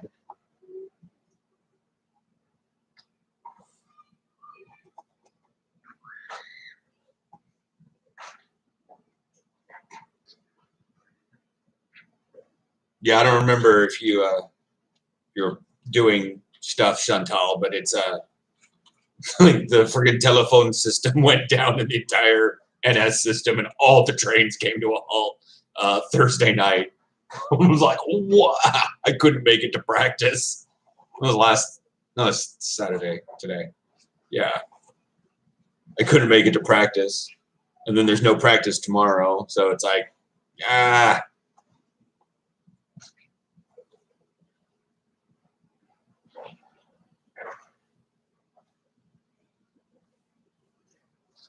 was like, you could have went down on a Friday. Could have went down yesterday. Why did it go down today? Couldn't have gone down earlier today. Why did you have to do it at exactly 6 o'clock? Only travel with bus and metro in Rotterdam. Yeah, but you probably heard about the freaking NS system going down if you're in Rotterdam. I just stranded so many people. Like if I was going home to Hilversum, I'd have probably taken the metro and taken the bus from Amstel station all the way out there and figured it out and just conked out on the bus. But taking a connections bus that takes 96 minutes to get from Amstel station out to Hilversum would have been not a thing to do.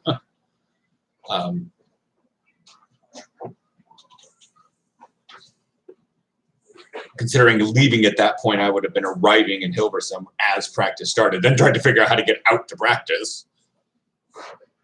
By the time I wanted to come home, the trains would have still been fucked up at 11 o'clock at night. It was just anxiety inducing, but it was still figuring out and doing what little I could at practice by getting out there and then having the stress of getting home at Lord knows what time of night would have been infinitely, I wouldn't have been sad that I didn't make it to practice, but I would have been horribly stressed out otherwise and possibly stranded somewhere. And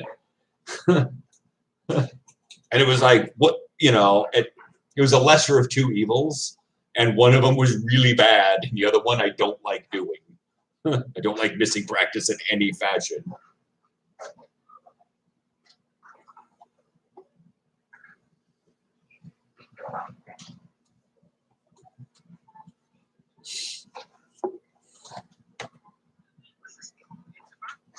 Wait for their reactions when they hear they're going to the game. I made my song into the oldest form of vinyl.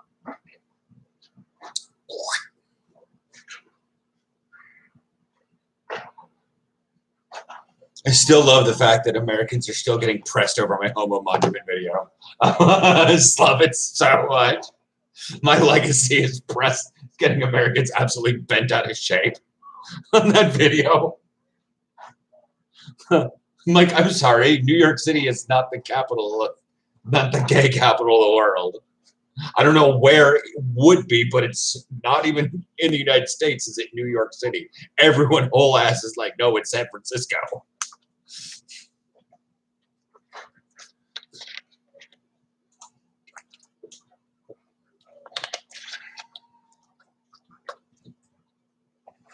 In fact, certain places closer to the world for better than New York City for gay stuff would probably be Amsterdam, Berlin. I've heard some Spanish cities are probably pretty good. Like, that's fun.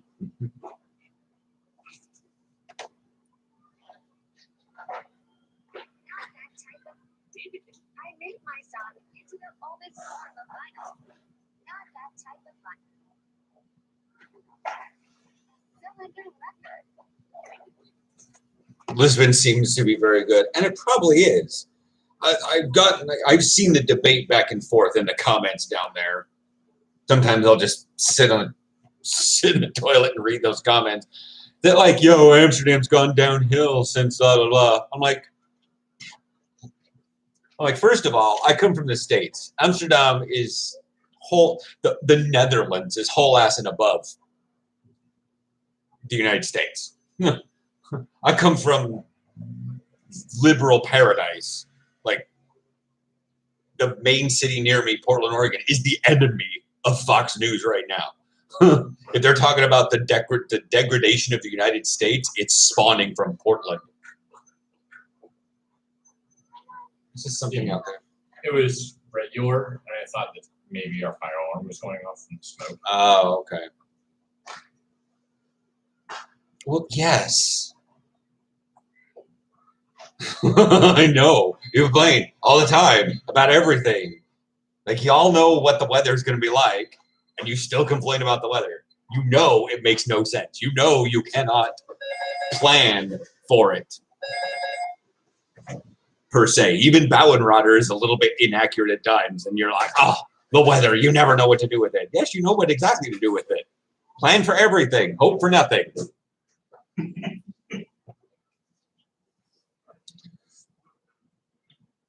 Did they ring the outside door? Oh, no, it's not even out. Whatever. Probably didn't open right away.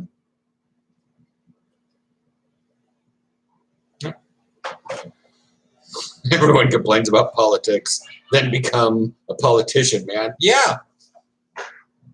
Yeah. Like, that's the one thing on one of my older football videos. They're like, man, this guy's fat. And I was like, hey, 14-year-old boy who's on YouTube, have you tried a bulking season? Have you tried being 34? Like, in that was 2016. I was 35 in that video. I was like, hey, 14-year-old boy who's commenting on YouTube about me being slightly overweight. And I wasn't even slightly overweight. I just, was in my mid-30s and didn't really want to go through the vegan-esque diet to lose all my body fat.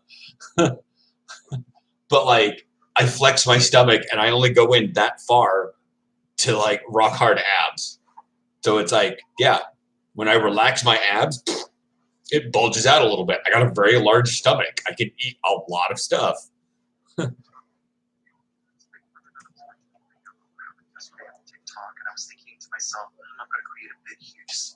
But that's just the thing that happens that I've learned over the time on YouTube is they look at one video and they assume a lot.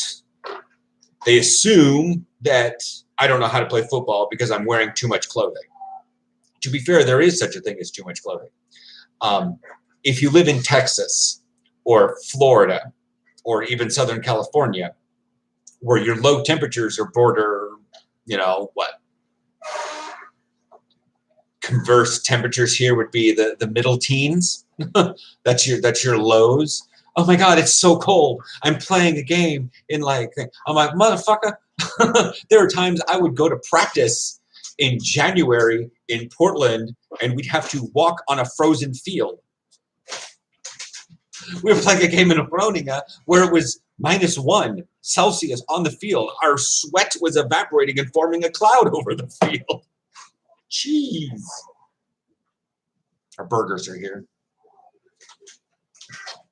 So I was debating whether or not I was going to make a video about what happened yesterday on TikTok, and I was thinking to myself, I'm not going to create a big, huge similar video about this horrible, horrible person that made myself whole.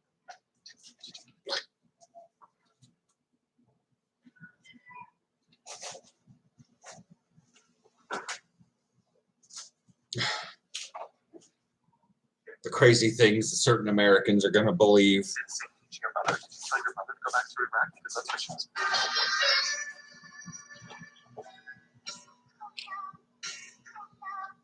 What? I wasn't. I could have moved things. Okay. I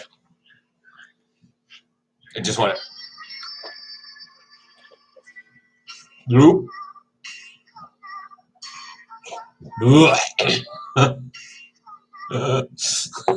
That's what happens when the whole bottom of a pool drops out.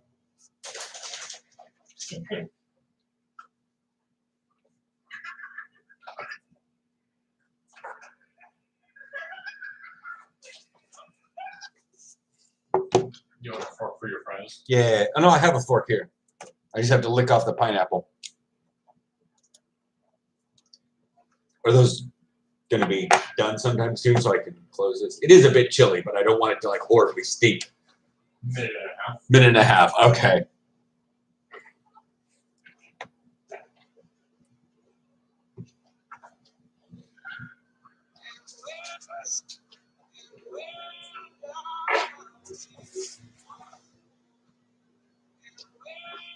So yeah, you can close eyes. Okay.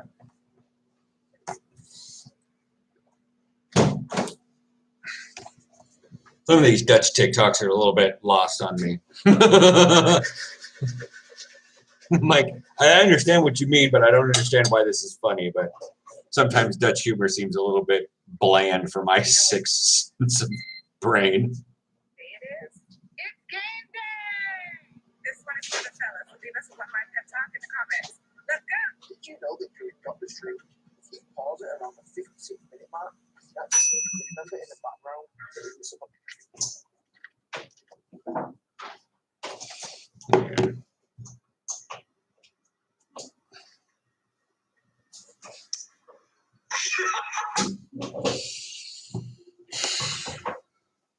Yeah, some folks are like, why don't you go live on TikTok? I'm like, I hate vertical format. I mean, I love making vertical format. I love the TikTok and the quick ideas, but like staying live and staying completely in vertical format is awkward. I'm like, I have to stay here or I have to be backed way up or something. And then it's just like, gotta keep the phone propped up because I don't have one of them fancy setups with a phone clasp and a ring light. I'm currently working on 2 LED overhead lights and yeah. And your husband's desk lamp. And the desk lamp that helps Aaron have surround lighting because sometimes shadows can weird play. I don't like Dutch TikToks. I get a lot of American and Canadian lesbian TikToks. Yeah. Yeah, I'm hoping, like I followed a number of people from the States because I unfortunately want to keep tabs on it. But I'm only keeping tabs on certain people with the medical situation going on over there.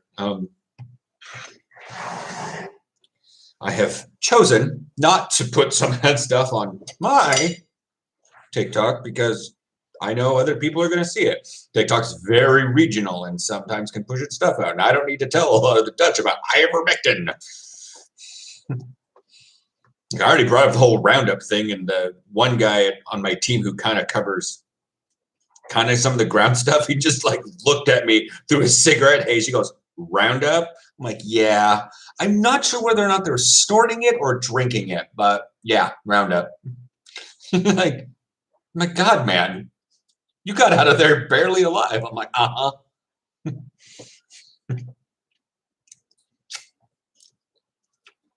Now I'm hearing about something. It was something with an iodine chaser. What was it? Turpentine with an iodine chaser.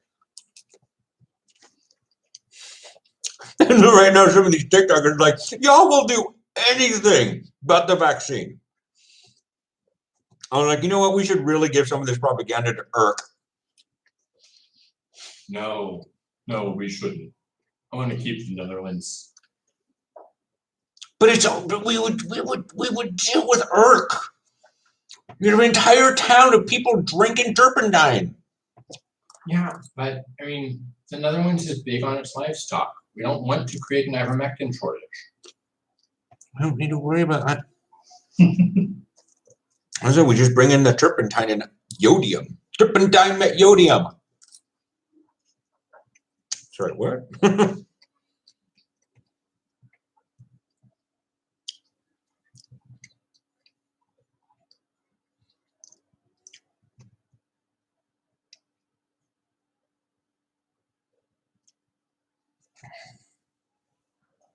We have to push IRC into the North Sea. Good luck, guys. Yeah.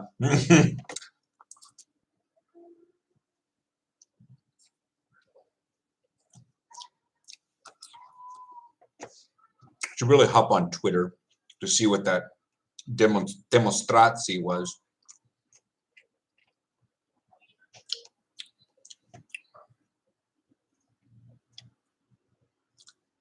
Doubtson? No. Hugo de Q rank Zinniger. No, that's not that. Reads trending in the Netherlands. Ferry? Why is that one? That's a wrong Dutch word.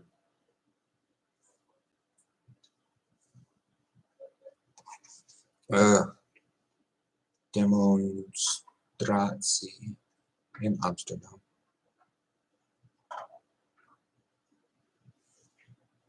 Worldwide Demonstration Netherlands. That's it. Well, oh, Freedom Rally. Okay, never mind. It wasn't unmute us. It was a Freedom Rally.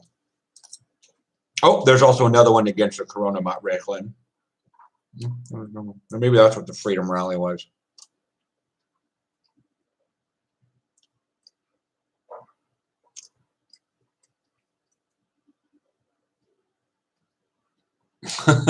Yeah, I usually do it near the evening because like otherwise I don't get anything from here. I get all the bullshit from the States, but if I read it here, the stuff that's trending shows up pretty easily. It gives me more of a pulse of the thing. I don't, because of the double language stuff.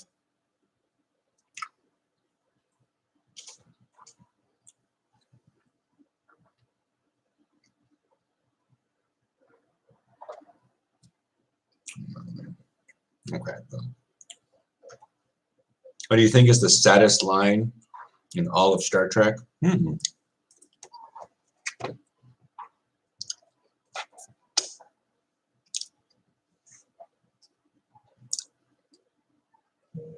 don't know, actually. I mean, there's a lot, but Yeah. I don't know what the saddest is. Of course, that's me being super extreme. What's the first sad line that comes to mind?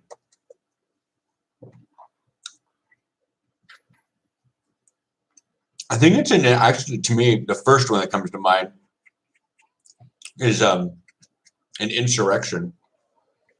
But it's not really a line. It's just Picard's how many people does it take before it becomes wrong? We're moving a couple hundred people. How many people does it take before it becomes wrong? I don't know. 1,000, 100,000, 1,000,000. It just makes me think of all that Corona crap in the States. How many people does it take until you fucking listen? It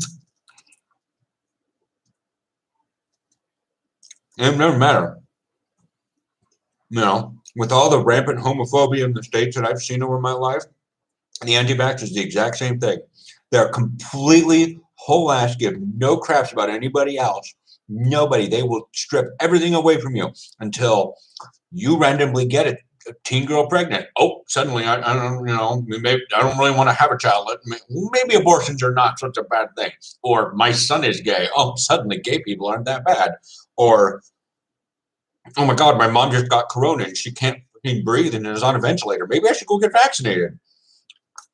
It doesn't do anything until it hits them personally.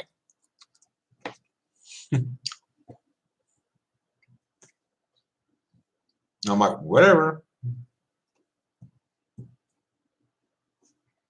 Don't care.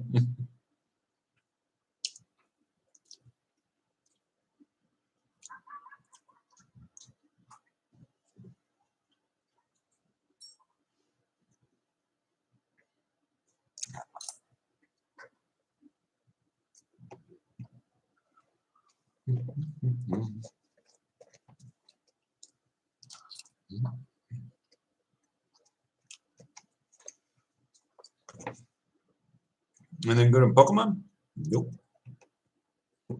Train station. Uh-huh.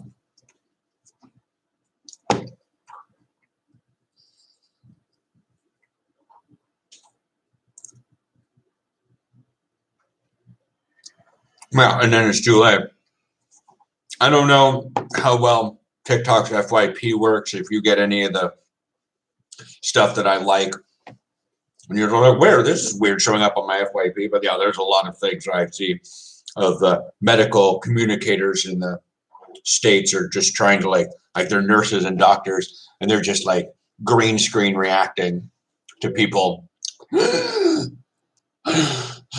requested the vaccine, but they say it's too late. And I'm like, fuck around and find out. And people are screaming like we're beyond empathy. We've got 18 months to believe in this thing. You've had 10 in the United States. They like people my age without medical conditions were getting vaccinated in February in the United States. People in their 30s, millennials, are starting to get vaccinated in February. Like, I didn't get my first vaccination until the end of June here. So there's an excuse, not much, but an excuse for vaccine hesitancy and all that stuff. Like these people have been able to be fully the United States could have been fully vaccinated by April. And they're not. And it's kicking their butt. I'm just happy that the vaccination rate here is good. It's not as good as it should be, but you know, wappies be wappies.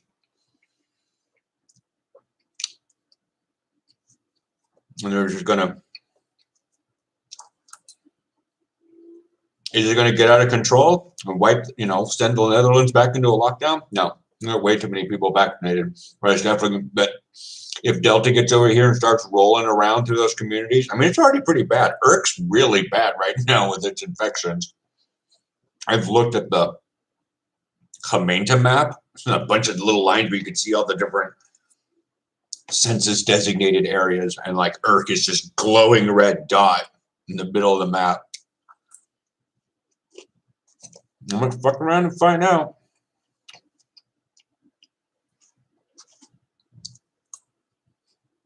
But like right now, the general bulk of us are just so tired of anti-vax bullshit. And we're just letting it happen. We need to let Darwin be Darwin. Stophorst, Bible Belt. Stophorst? Never heard of that one. There are probably 300 towns in the Netherlands. Dorps. Dorpen in the Netherlands. I've never heard of.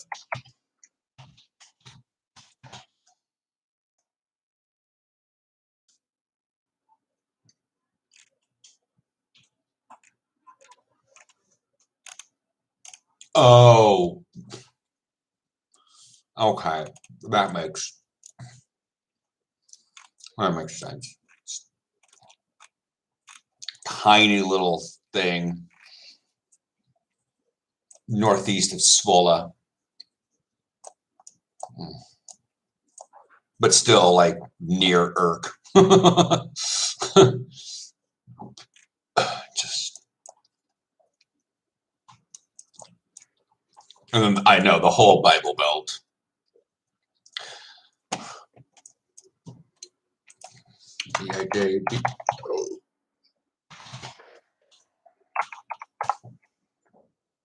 The Netherlands. Yeah. Which includes like the Noordoostpolder and goes up that whole other side of Gelderland and stuff. But mostly in Zeeland. That's where I've noticed the Bible Belt starts and it moves along the outside of Flevoland. And look right there on this little map. And that's the Bible Belt. It doesn't touch Almere and Lelystad at all. Yeah. Like I said, there's a whole Wikipedia article on it. English Wikipedia, Bible Belt, Netherlands. The Bible Belt, in Dutch, Bijbelgordel, is a strip of land in the Netherlands with the highest concentration of conservative Orthodox Calvinist Protestants in the country. Although the term is recent, the name after the Bible Belt of the United States, which is 9 times the size of the Netherlands.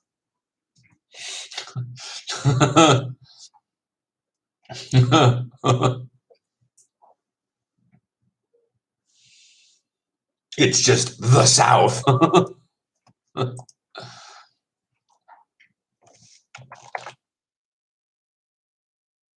Yeah. The thing that caught me off guard reading that was that it's Protestants, not Catholics. Yeah.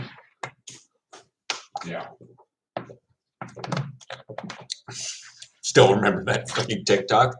Is there like beef between the Catholics and the Protestants? Like the fucking Irish are going all over that TikTok with stitches. They're like, excuse me, bitch?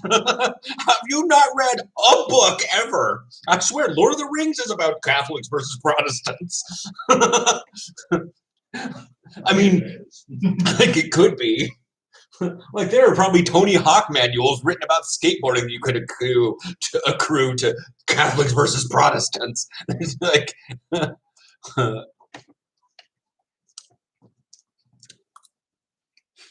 like the song "Zombie" exists because of beef between Catholics and Protestants. That's a little dark, but it's true. Northern Ireland, yeah.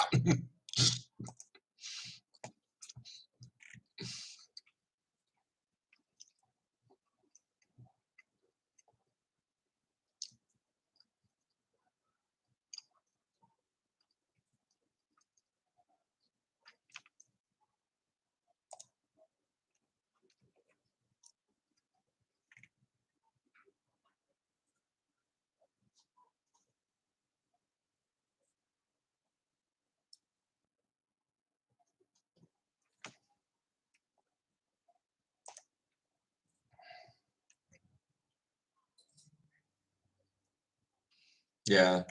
This says the Bible Belt here. Life and tradition in the Bible Belt. The church plays a central role in the life of the Bible Belt communities, and they typically oppose the liberal practices of mainstream Dutch society, such as euthanasia, gay rights, abortion, prostitution, pornography, etc. And I was like, yeah, they oppose fun shit. I don't want to say abortions are fun shit, but like prostitution, pornography, gay rights. The fun stuff. Drugs. And stop horse, for instance, swearing is out. Are you kidding me? Women are only allowed to wear skirts and the ATM is closed on Sundays. Holy shit. An aspect of Bible Belt society that has drawn the attention of the Dutch general public in recent years was the measles epidemic.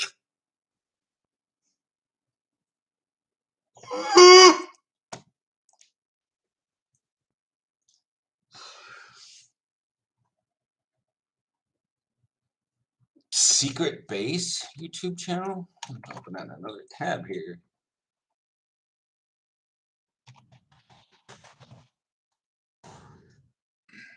The actual YouTube channel. Not how to build a secret base in Minecraft. Way too much gaming on my channel.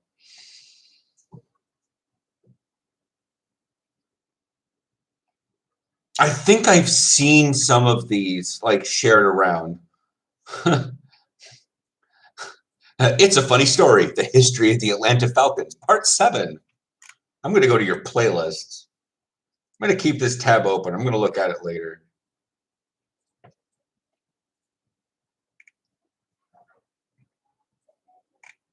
You got college football, college basketball, don't want to care. Beef history, season 3. Like that could be interesting because I don't know about all the beefs between stuff. Like I still don't know why the Seahawks and the 49ers are at such odds with each other.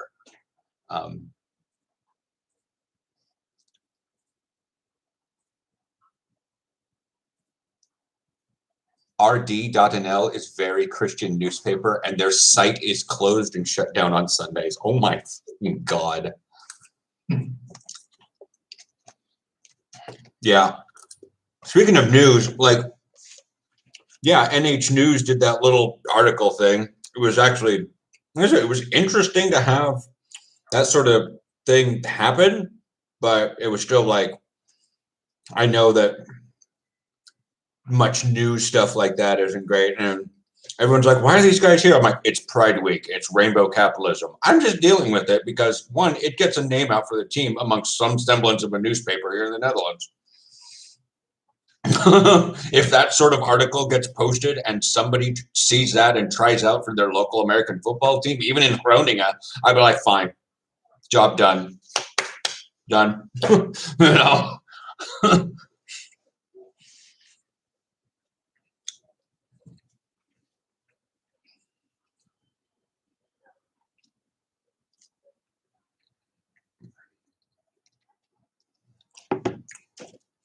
You know, and will I ever know? I don't know. I mean, if we play one of the teams and one of those players comes out like on the side and sees me and says, "Hey, what's up?" Blah blah blah. Cool, but I'll probably never know. It's entirely possible they're like, "Hey, I should play American football." They go to one practice, put some pads and helmet on, get smacked the other thing, and go, glad I tried. Not for me, and I'll never hear from them again, ever. You know, sort of thing. Yeah, I'm gonna keep this. Yeah, I'm gonna keep this tab open. I'm gonna look at that stuff later. I might throw some stuff in a separate watch later. The history of Seattle Mariners, Dorktown. It's a full playlist of Beef Season 3. Is people or teams? Because like I said, I want to know the beef between the Seahawks and the 49ers. Like there's literally a day drive between those cities. What the hell? And this beef's been going on since before San Francisco and Seattle were gay havens. So it's certainly not that. Or liberal haven. I know why Portland and Seattle have a beef. In general, I'm a part of it. But like the Portland-Seattle beef for the Pacific Northwest is just the Amsterdam-Rotterdam beef. It's sort of like they know they're in the same rough area. They're counted as the same thing, but they're just like, who is the city? Who is the team of the Netherlands? It's Ajax versus Feyenoord, basically. Yeah. And technically, I believe the Portland-Seattle beef was the fact that, like, Oregon State University and Oregon and the University of Oregon, the Oregon colleges, and the University of Washington and Washington State University, the two colleges up there, are like the neighbor rivals of each other. And so Portland, the most populous city in Oregon, rivals Seattle, the most populous city in Washington. So but then, yeah, they're both in the Pacific Northwest and they're both very large cities. But the thing is they're fighting over neurotic crap because they're both like Portland's the one was having like 200 days of riots and tear gas to the point where the Environmental Protection Agency is like, could we not use the tear gas? It's poisoning the groundwater. And Seattle's over there, but like we tried to make a small section that seceded from the United States. We called it the CHAZ, the Capitol Hill Autonomous Zone, something like that. We're like, uh-oh. Seattle tried to have a small section, the gay neighborhood of Seattle, secede from the nation for a small period of time. It lasted like a week. And Portland was having so much tear gas thrown at its liberal and leftist protesters that against, for Black Lives Matter, they just were poisoning the groundwater. That's why one of my videos like last year was I come from Portland. And I'd literally wake up every morning and we see stuff on Twitter or just the live streams of that happening.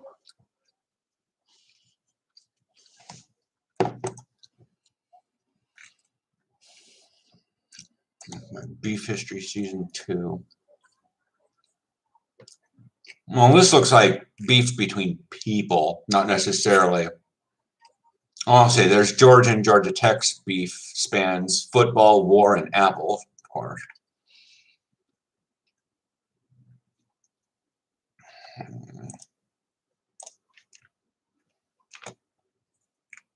Season 2, Season 3, Beef History. No. En samen met de mensen die om je Stop. heen wonen, samen op te staan. Stop.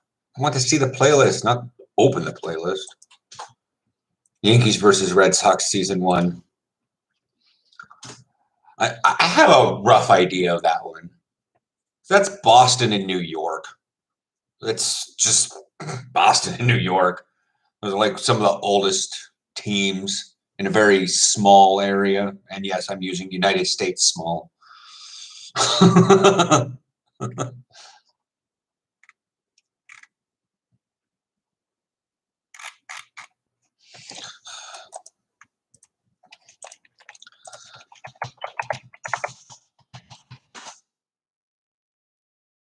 This is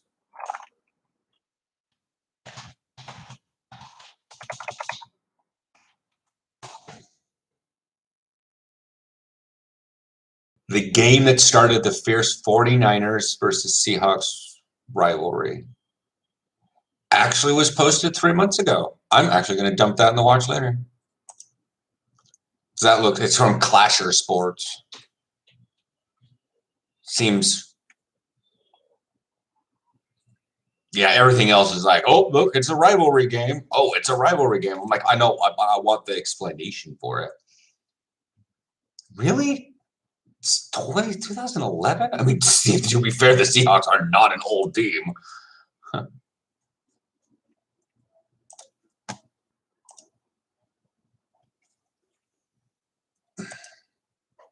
A lot of the best content. No, back up. Why do you minimize everything? YouTube. Yeah, because it's a funny story. Dorktown is the history of the Atlanta Falcons. Seattle Mariners enter the great beyond.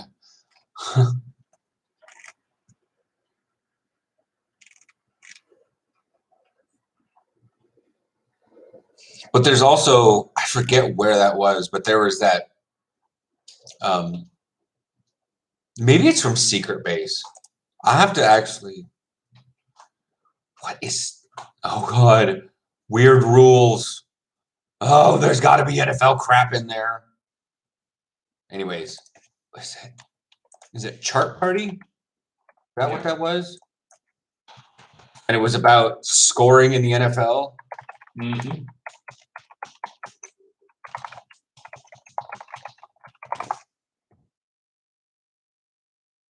Yep. It's from Secret Base. Hmm. I was like, wait a second, this looks like the kind of thing. They changed their name from SB Nation. That makes a lot of sense. SB Nation also has a small division called Outsports, where I had an article in 2015 that focused way more on me being autistic than being fully, probably because I was entering American football already openly gay. So they had to find some other reason because they wanted to keep their gay sports. They wanted to keep their gay stories Yeah. to the teens that were already playing their sport and coming out.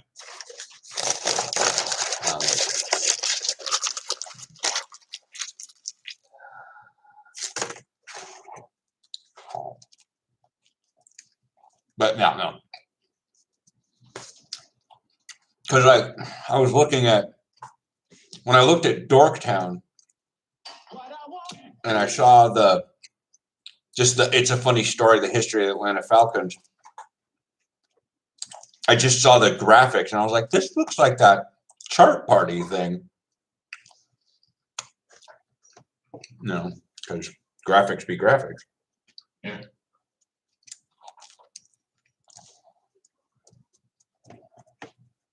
So, since you're in the Rotterdam area, right here, I don't have to open my thing.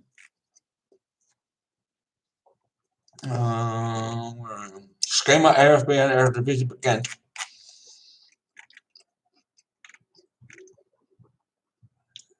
We will have a game in Rotterdam against the Trojans on 10 April. I will be notifying everyone on TikToks and stuff about that time, but just letting you know, if you want to come attempt to watch a sport and you don't know much about, see me or whatnot. In Spijkenisse? No, they don't. No, it will be, where is,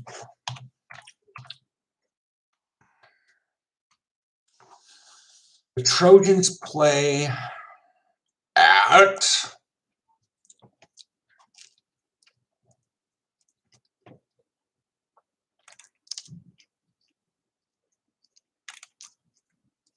Olympiaweg, Sport Park Olympia, which I think is near Spijkenisse. I don't really see it on the list. Buitenoord, Vrijdenburg. But that's probably why a number of people from Spijkenisse moved up into, because Spijkenisse and the Trojans were actually in the same league for a while, but Spijkenisse took a significant hit because the Trojans were actually getting good and getting better. Is that close to Schiedam and Neptunus baseball? Still, I'm looking.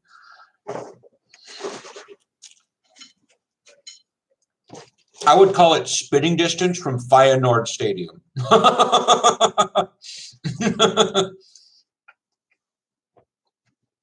Straight down. Under your chair.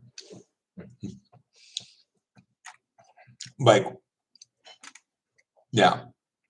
Like I am zoomed into a scale of like that far as 100 meters and I can still see Feyenoord and the Rotterdam thing on the same screen. So, near Feyenoord. My favorite NFL player is Luke Kuechly. Sorry, it's always going to be that one. Just the. If they say current NFL player, I'm probably going to be. Well, right now I'm kind of a little partial to. I just know him as Square John. He's a Panthers quarterback. He's from the Jets. But if it's favorite NFL player ever, it's Luke Kuechly. Always. I'm dying on that hill. I'm not even saying I will. I am dying on that hill. I will crawl through being decapitated.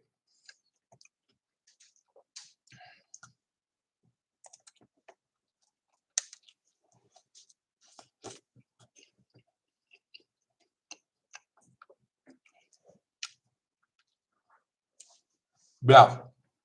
Yeah, that's what I'm.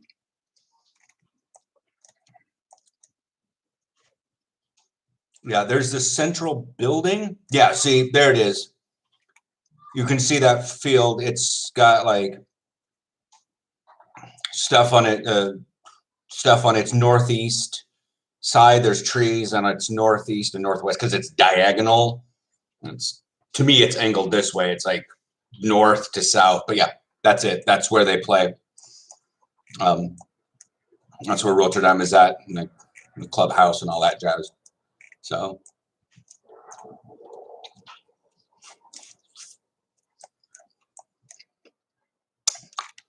The transit looks great because there's like Rotterdam Stadion, and then you can just do a quickie walk from there. Quickie walk. Like I said, if it's shitty weather, I totally expect people like not to be showing up because Rotterdam can have some really crappy weather.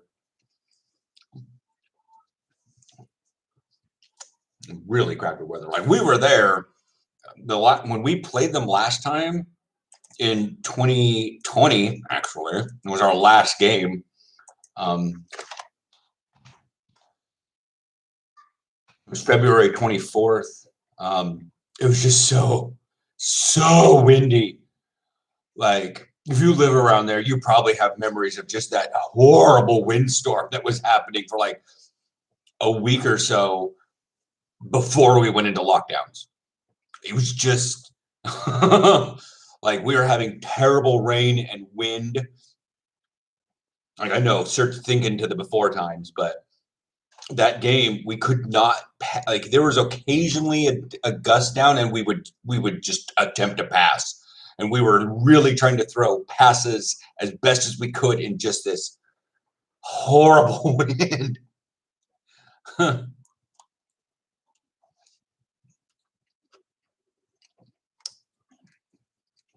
Like 2 other games in the whole league were actually canceled because the wind and the rain were making their fields unplayable. But Rotterdam has a turf field because they share it with a rugby field or something. But yeah. So they were actually able to. We were actually able to have our game, but that was our last game before lockdowns. But yeah, I know April 10th is like way out there. Like I'm starting to barely remember like August, July, whether that be TikTok ADD or just Corona, fucking Corona time fucking me up. But yeah, I'll probably be announcing most of my games and tagging the crap out of Netherlands Dutch to get it out there. Like, hey, come on out here, and I'll give like an address or something and put it in the thing like the night before. I know the Dutch like having their schedules and stuff, but on TikTok you have information at your fingertip. Sometimes you can forget a TikTok you saw 10 minutes ago. Or 3.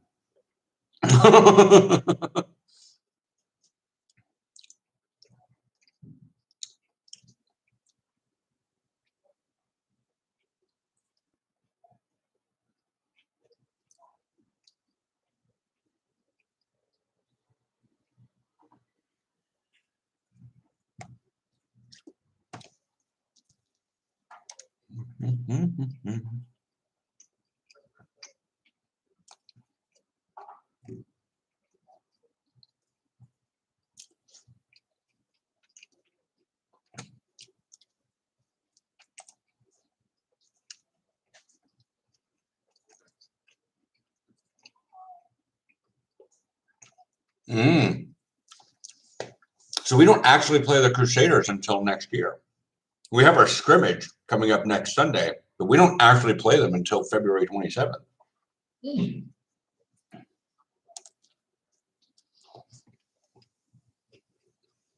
it's an away game. But that's another time that I can make sure, because like the scrimmage may not be much of a great thing going on this Sunday, but I can definitely, depending on the game, I can tell Ann and I'll actually have to get them prepped. I'm like, this is an actual game that's happening. And we'll know if that part of the season's happening due to what's happening with stuff. But like I said, I'm not too worried about the Veek ciphers.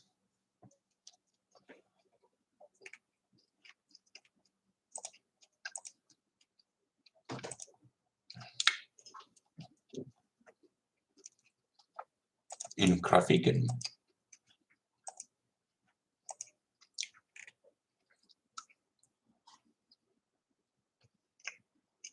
Yeah. Finally, we flattened the curve.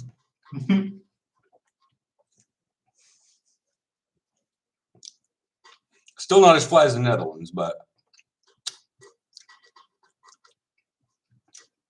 you know, that's still a lot of people testing positive. I don't have any napkins. I've got crap all over my hand.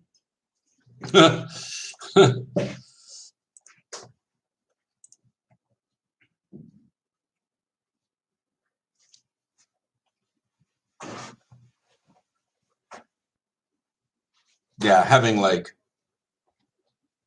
2,000 testing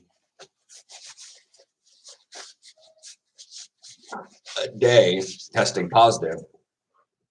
People are like, oh my God, it's like 2,000 testing a day in the entire Netherlands.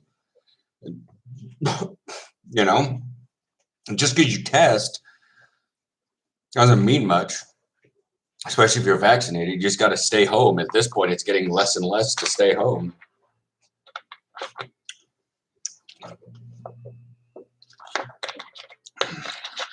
The graph looks crazy for the people in hospital. Like, oh my God, those bars are so high. I'm like, nothing goes over 100 people.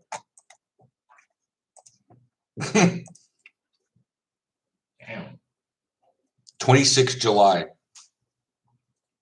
100. 23 July, 99. September 12th, because they only update once a week now. So while it's the 18th, yeah, the biggest high was 70, September 8th. And the numbers have been dropping. And even the overlaid in is 10. That's the top point. 10 died September 1st. Like, I understand that we need to wait for October because that's like the big crux of everything. That's when it all happened last time. Because this time, September 18th,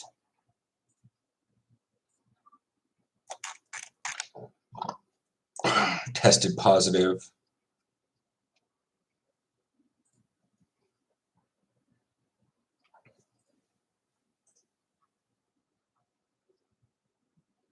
Had the same number, 2,000, but they were super low and then going up.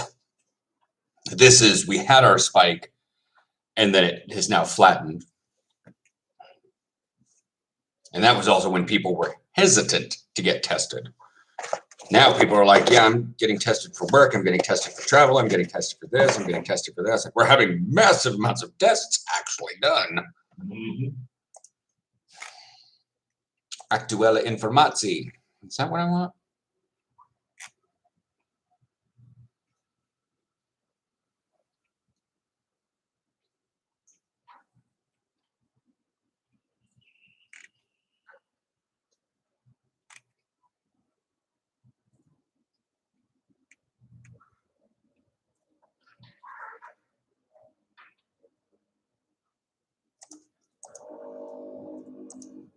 Ciphers.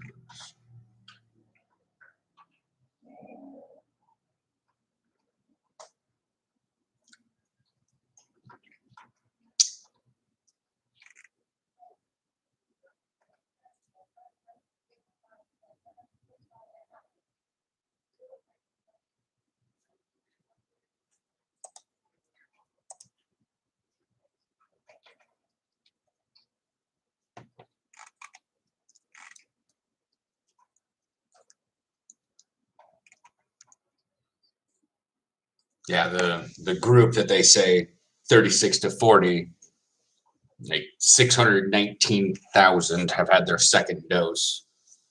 And I'm not, but they're saying first and second dose is a total of 1.3 million doses.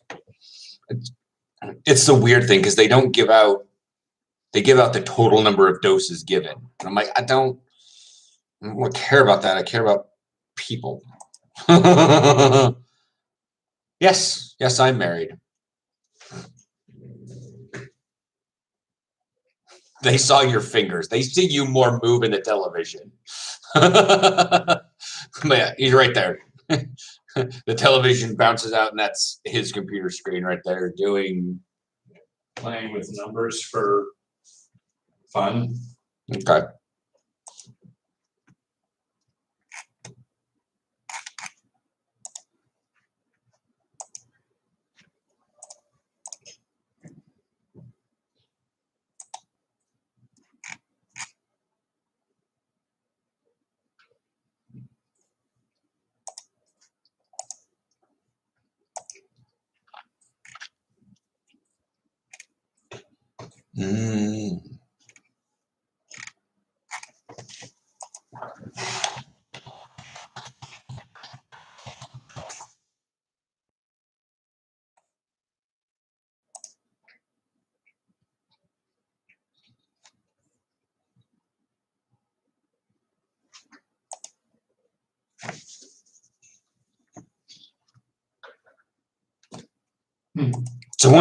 Chantal gave a bunch of little hand waving emojis, so I did the same thing. She may have been waving at me because I was waving in the camera. Oh, okay. Forgot delay. The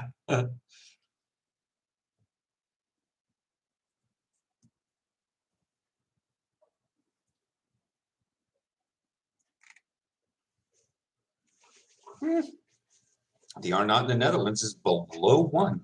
Yay! 0.97. I mean, it's on the way, but blah.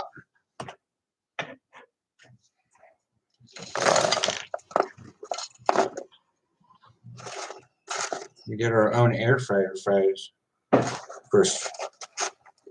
I think I need to be getting the thick fries. Can you give me some of your fries? A small number?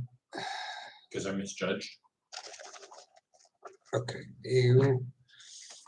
I think it's already dumping. Cheese is dumping all over the place. Back for a few minutes. Well, you better ask your questions. You better say your stuff. Say your piece. I can answer in the process of you going away, but you know, trying to get the cheese sauce onto the fries so that I can close this lid and have martini night at the Nut Hut.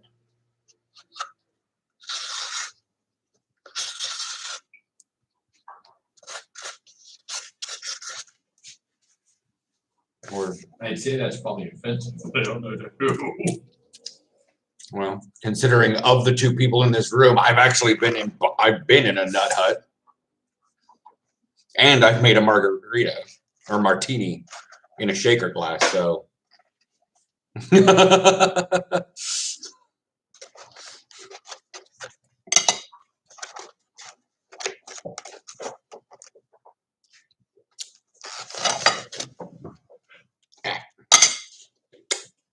I love this. It's magic. The shaking. oh yeah. Well, the camera's not dipped down long enough. I basically have poured a bunch of cheese onto fries.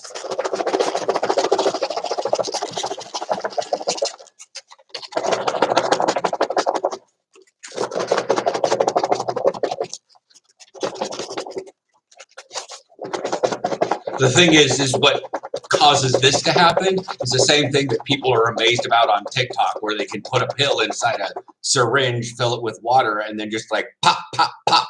And they're like, how does it completely do? Like, you guys do not I understand medical professionals, but there's a certain thing in physics you guys have got to know, that water doesn't like to be compressed. So when it has the chance of being compressed, it won't be. It'll break everything else, which means the solid air-filled pill that's in the thing. But yeah, like, oh my God, look, they're all covered in cheese now. Yeah. The cheese is thick, but then you shake everything around and it works. It just coats the cheese. Can I say I'm sorry for missing the past few streams? Yeah, you can say it. It doesn't really bother me. I mean, we've got busy work. Everybody running around needing to get new electronics. It's football season, so people are smashing televisions open.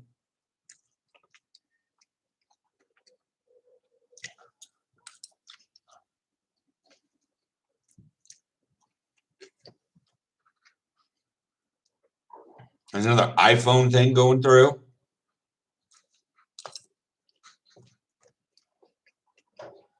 And the last few streams I've just ended early, actually about this time, because it was just dead.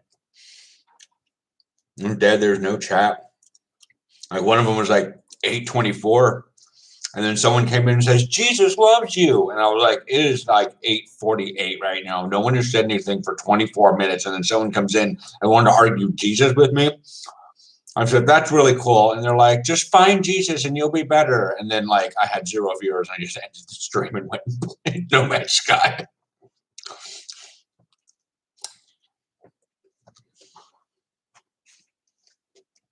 Because what do you say to that? Exactly. But like the thing that had is people were in the stream, but now they're in school and they're having like Saturday games. And it doesn't, weirdly, I'm having the other direction. I'm doing the exact same thing.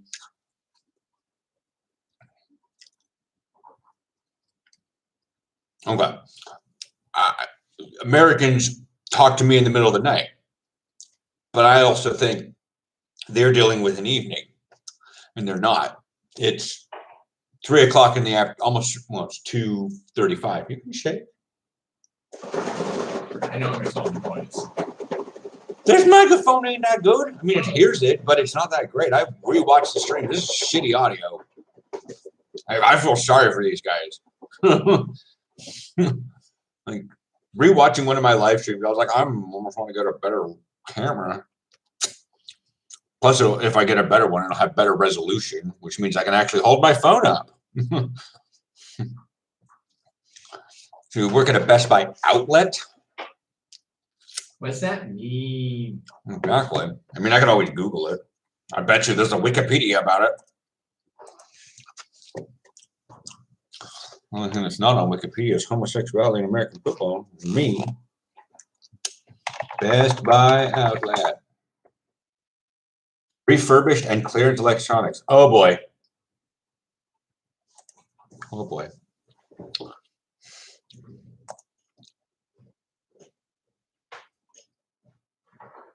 Oh wow. Looks like the Goodwill of electronics. No offense.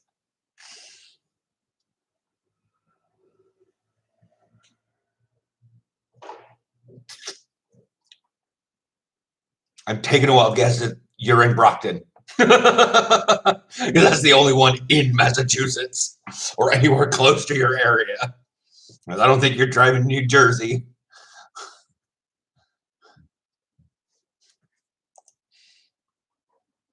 Oh boy. Oh boy.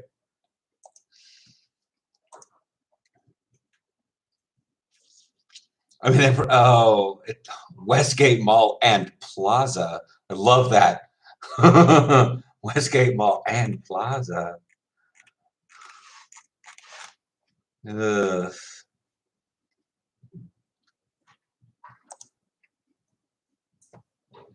But yeah, just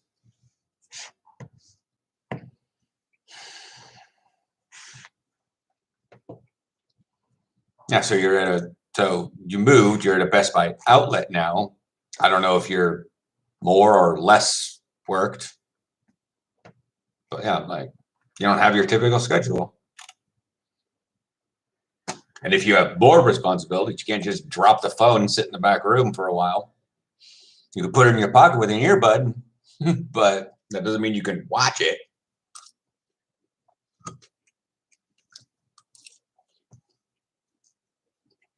But like all the rest of folks, like I was saying, it's like 2:35 on the East Coast, and it's 11:35 on the West Coast. The people that were in the chat usually are kids who most likely are playing JV or youth sports in the middle of the day on a Saturday. Because that's what like Willie and I would do, is we would go watch Miles play his youth games after we had practice on Saturday. So, or at least we'd swing by and wave and then say, we're tired, we're going home. We're all men. Rare trains, upgrade building. Depends on the day and depends on who's working. Well, kind of what I was getting at is that you now have a much less regular working environment. Whereas before it was like, meh, I have a schedule. I have all these people working. Not to mention whether or not Corona has, kicked people onto the idea of like, I need to be paid a living wage. So like, you may not actually, have the people because you literally they're just like, dude, I can't work that much here. Unless you guys are willing to pay me more, I can't work. I need to go to this other job and work full time. I can't work 3 third-time jobs. I only have a full-time and a second near full-time job.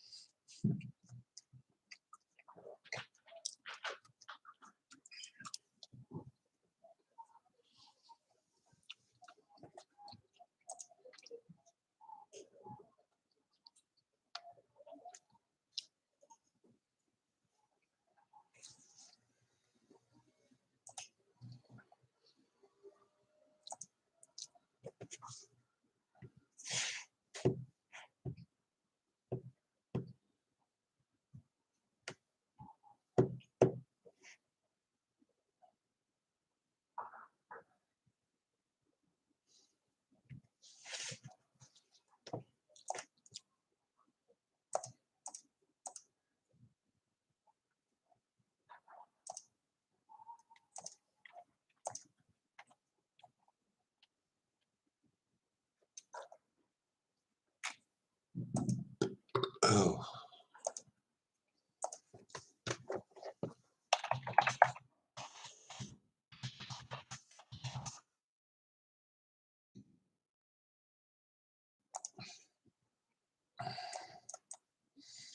Well, at least it doesn't fess up and say that it's an outlet store on the outside. It just says Best Buy, and you walk inside and you're like, oh, there's all this shit that didn't sell. Okay. Like even Aaron, like you can look at this picture, Aaron. That looks like a Goodwill for like it looks that like looks like an old dead. That looks like Fry's. Oh no. Oh my. Wait, is that? No, that's a Best Buy. Okay. Yeah.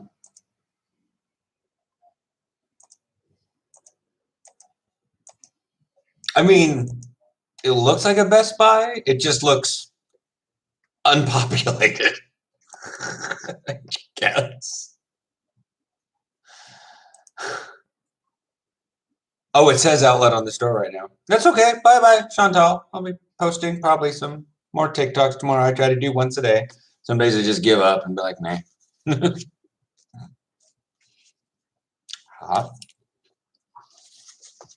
I'm not expecting Google Maps to have up-to-date images.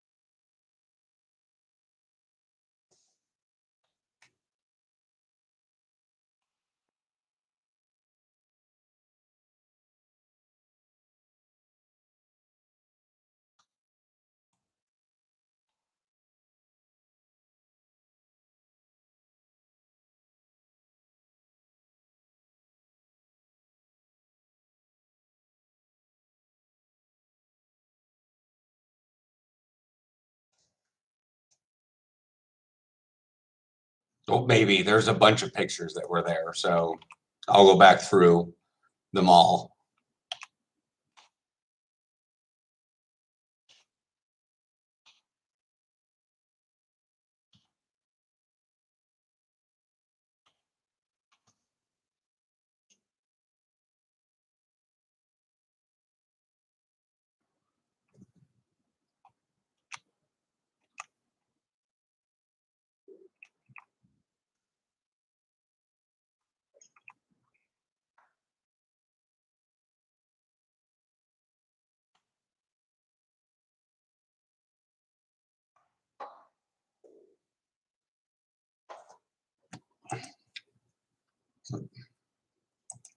What? I looked over and thought you weren't on your chat, so I wanted to make sure you were even aware of it.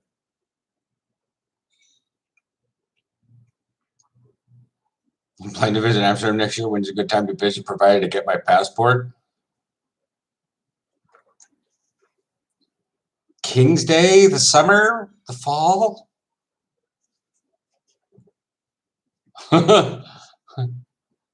I can't predict a heat wave.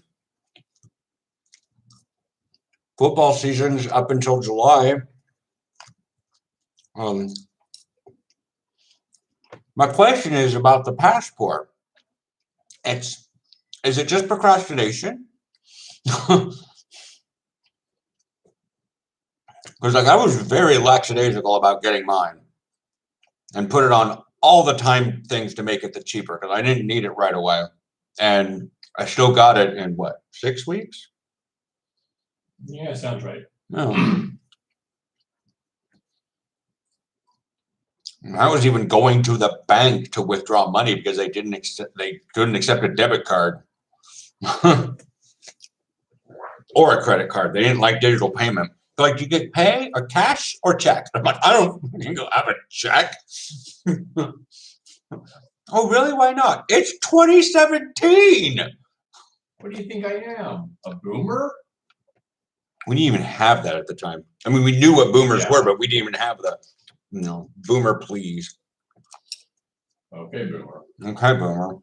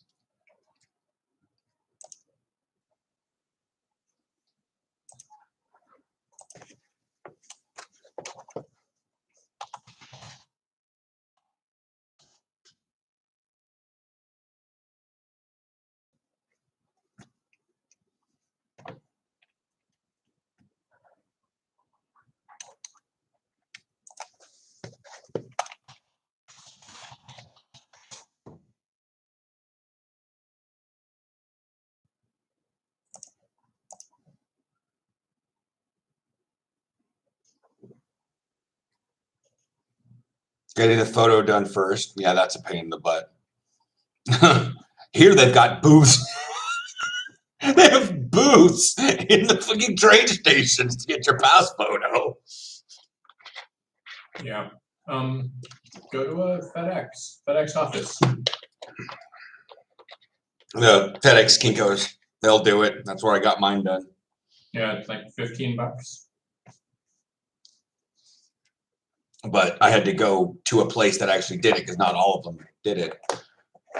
Oh. The ones that were in Beaverton didn't. I had to, or no, where did I get it?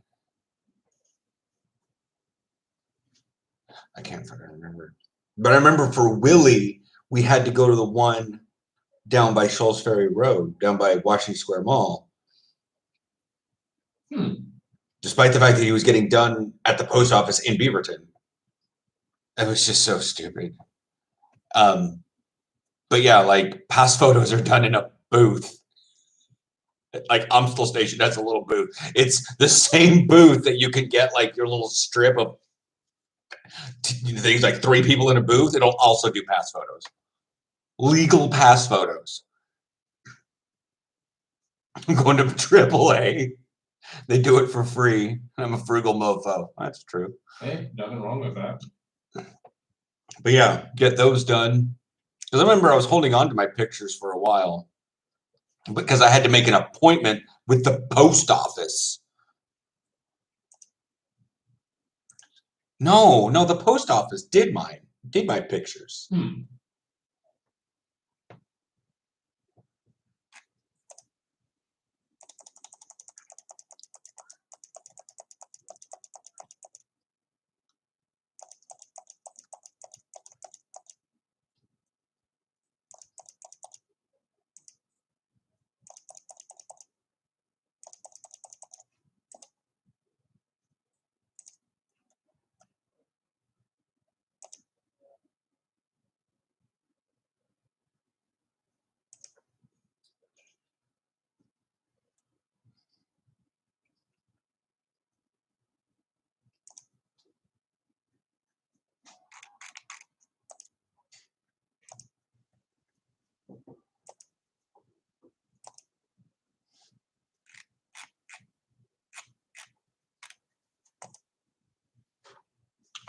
Okay, there's the picture. It says Best Buy outlet.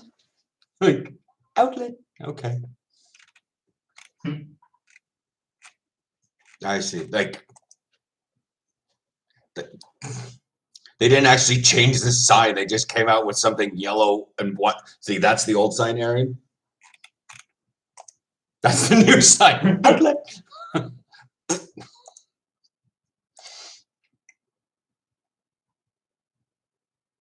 And yeah, that's what I think. I got my photos done or something earlier. It was weird. And then I had to wait for the thing at the post office because I needed an appointment.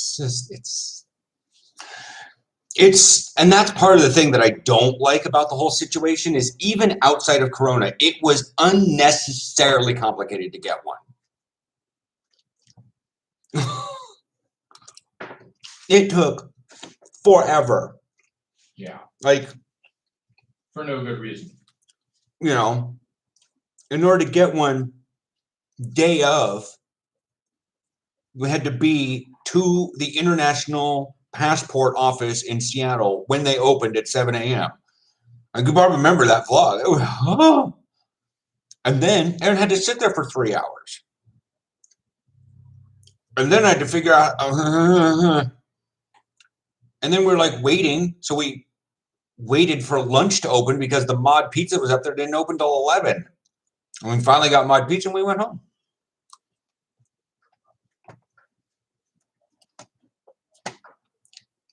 We had to do it during a weekday and he had to call in sick to work. Not that it was heartbreaking. And it wasn't heartbreaking.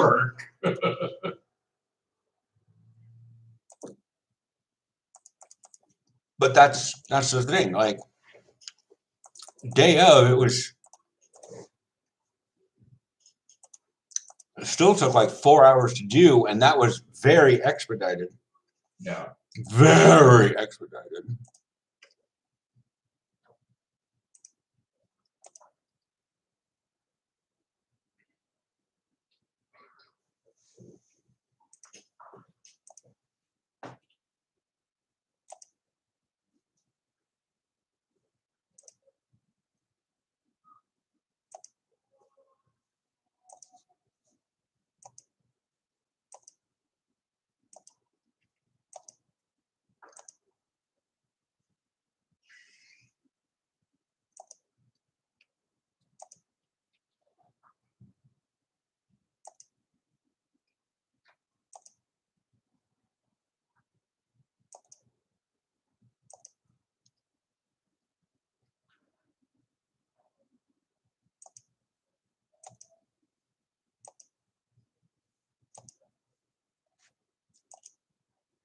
It's okay.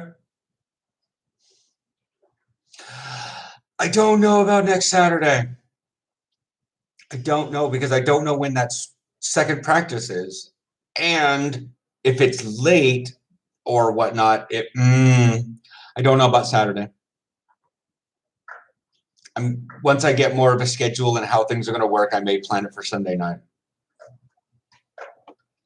But as is right now, I'm not even sure I can do Saturday. But again, I don't know the schedule.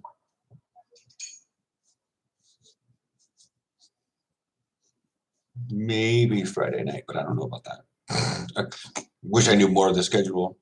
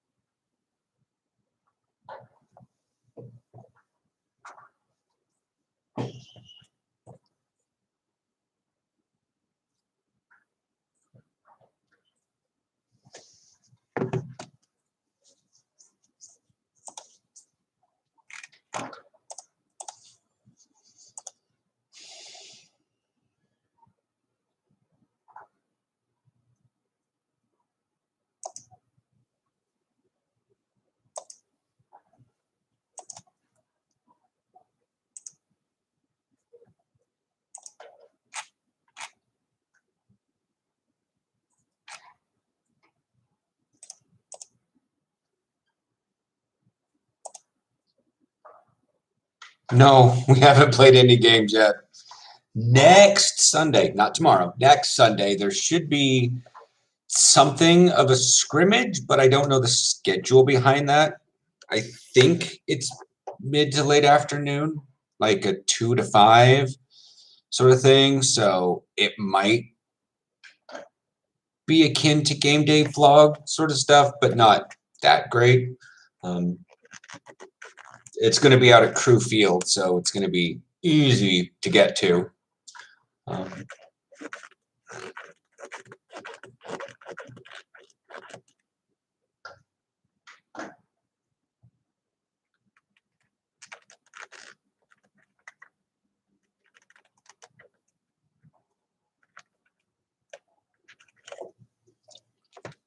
But no, the first scheduled game is October 3rd. So the video that goes live on this channel for October 4th will be a game day vlog.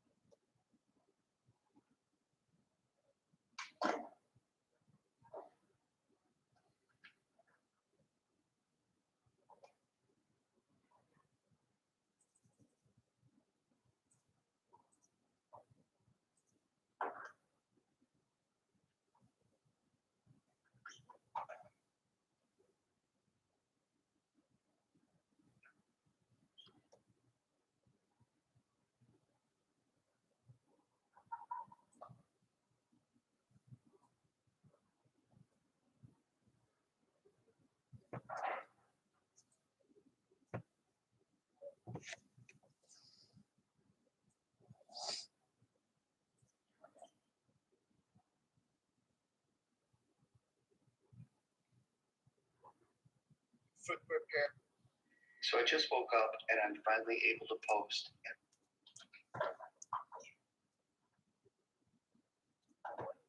So I just woke up.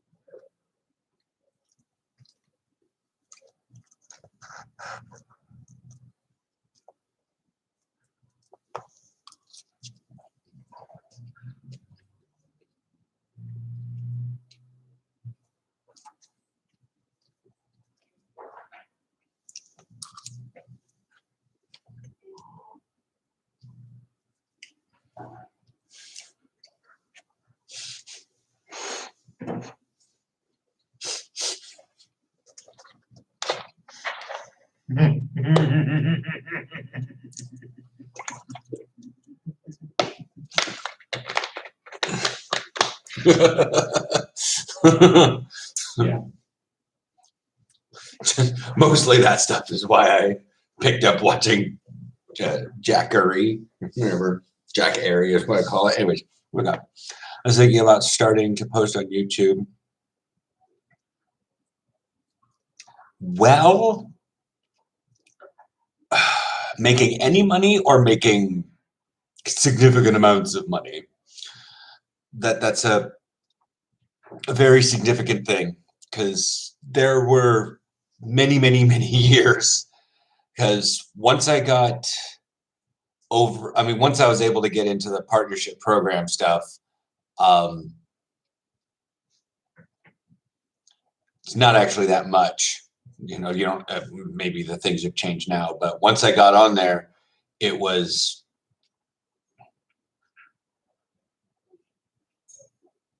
it took a long time because you don't just sign up with YouTube, you got to sign up with AdSense, and that's who mediates the money.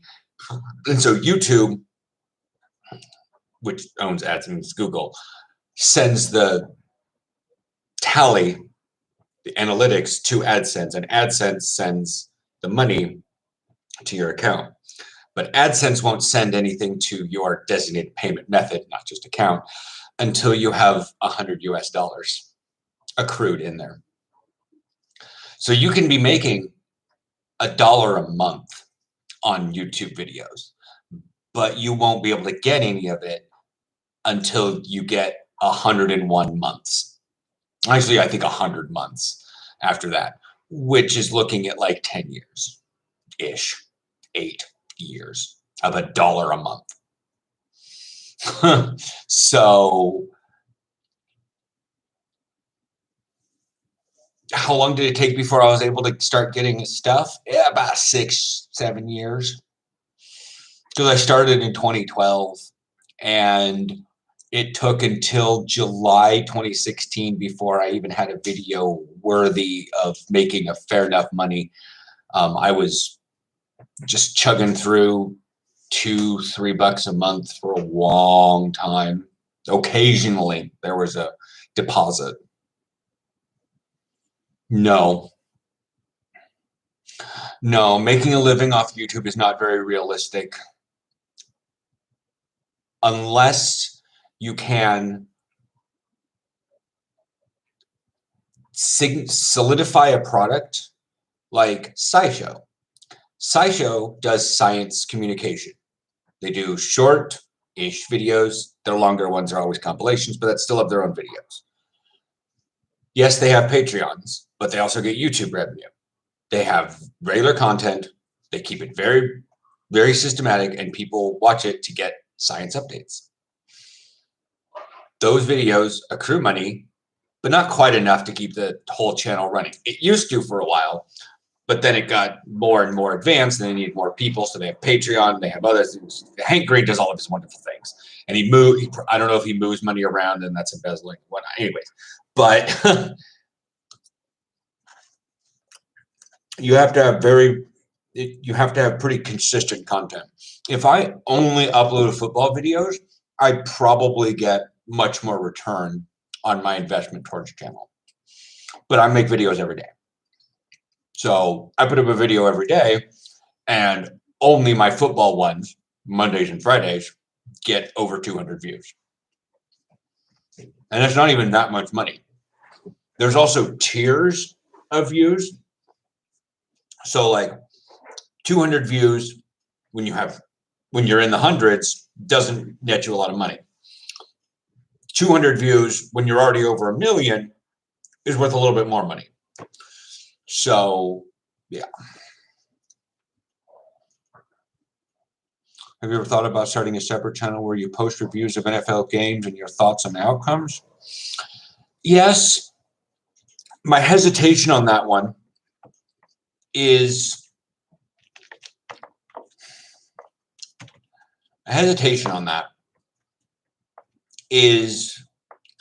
making sure that I have all the correct rights to use even images to signify that I'm talking about this team and that team. Like right now I'm on a live stream, but I bought this fan jersey and it says NFL on it. I'm not representing the NFL in any way. It's just a shirt I'm wearing.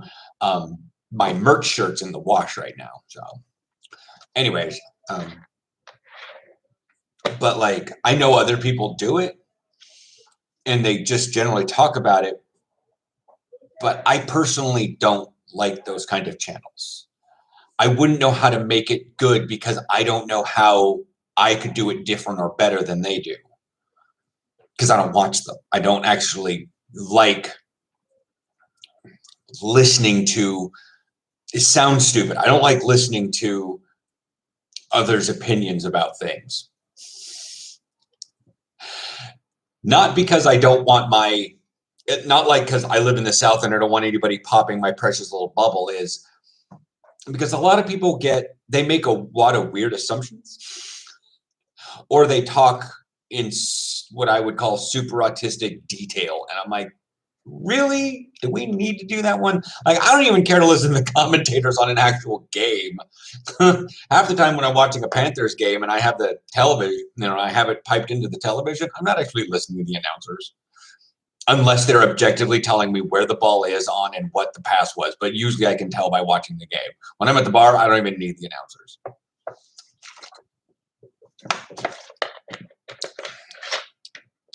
The thing is, hate is interaction.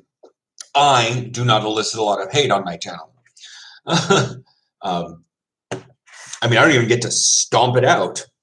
It just doesn't happen. But there's barely any interaction as is. So nobody disagrees with anything. Nobody hates anything. Nobody comes in to defend the hate. Nothing really happens. There's just a bunch of likes and 2 or 3 comments. And people are like, I like this video. It's partially why I started putting in comment responses in my Friday videos, just because that would encourage people to at least comment on the football videos so they could get their comment answered and their name shouted out in a video. So, but most of the people that are commenting probably on the suit up video about what position do I play are probably not going to be watching any of my recent videos. All my recent videos where I'm like, I play middle linebacker for the Houston Hurricanes. So getting a channel up and going is kind of difficult. And all that jazz. Plus, again, I don't like listening to the sports commentators that are literally paid millions of dollars to do so by ESPN. No. Nope. I've never had the star treatment sort of thing. No one's ever come up for a picture. We were recognized once in Portland. but that's it. Just recognize. I would never. I don't remember that. The only time I really like, we have someone who tried out for the team because he was searching for American football, and we put in the name Hilversum because that's where he lives. And my YouTube videos came up, or TikToks. I'm still not necessarily sure which one was found. The coach that was telling me about this is a super old guy. So he just said, he found a video of yours on the internet. I'm like, there's a million of them. So, but no one's asked me for a picture. And then there was Timon, a kid from Groningen, who was practicing with our youth club. And I walked into the locker room, and I just turned the corner and I saw Boss. And I was like, what the hell are you? Like, I just started talking to him in flat out English, and Timon just, like, oh my God, it's him, like that. He got starstruck, but he's never asked for a picture. I don't actually think yeah. I think Timon's better at English than he was in that conversation, but he was just sort of stuttering, like, oh my God, this guy is actually here.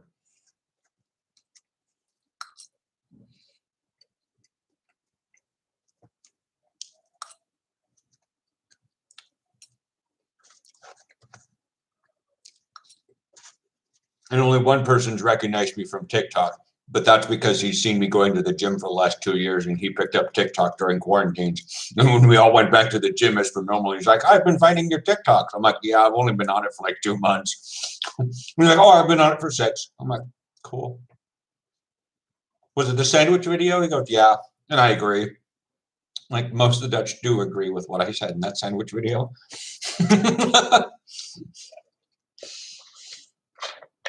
3 ingredients of sandwich is super luxury.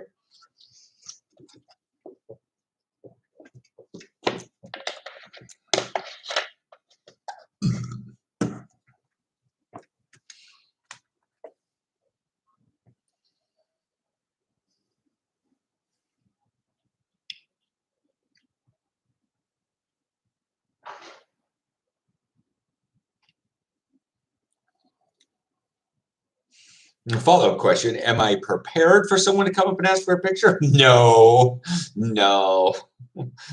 Maybe another door? But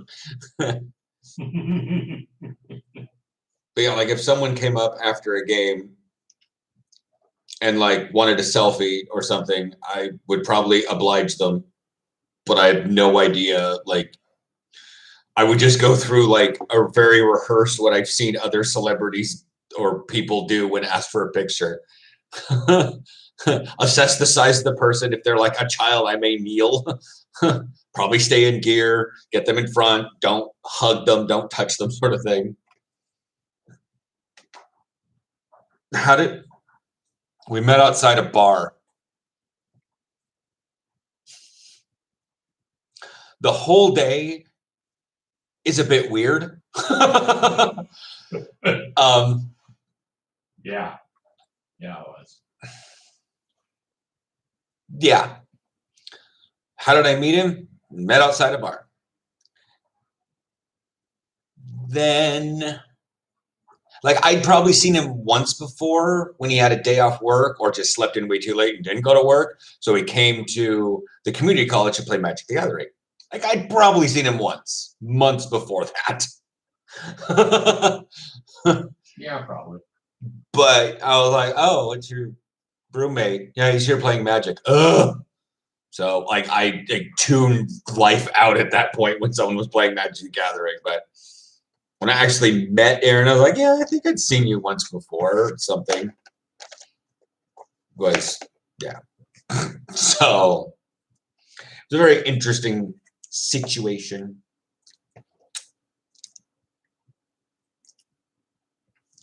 But I wound up getting like super possessive over the next week or so, and someone called us out and said, why don't you just start dating? I'm like, fine, fuck. Or whatever, however that all went. Yeah.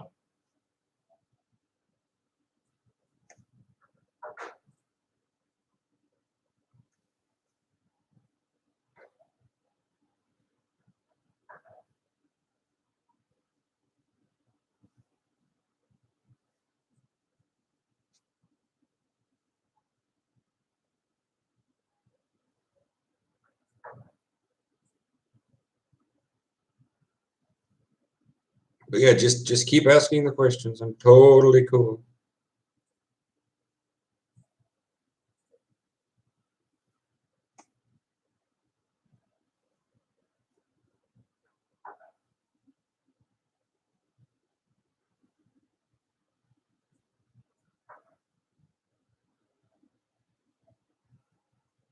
Just going through some notifications on my phone.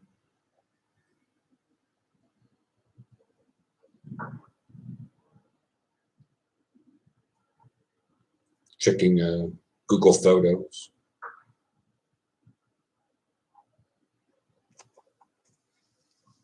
Oh well, that's an interesting topic.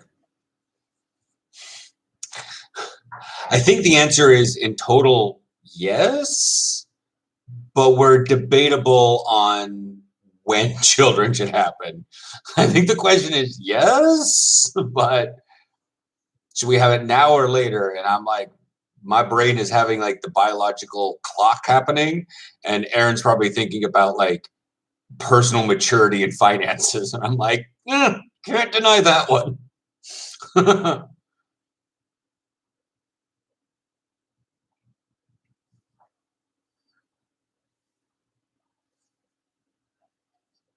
But like considering how his sister has raised her kids and how my sister has raised her kids, it's almost a weird experiment to see what would happen if we raised a kid.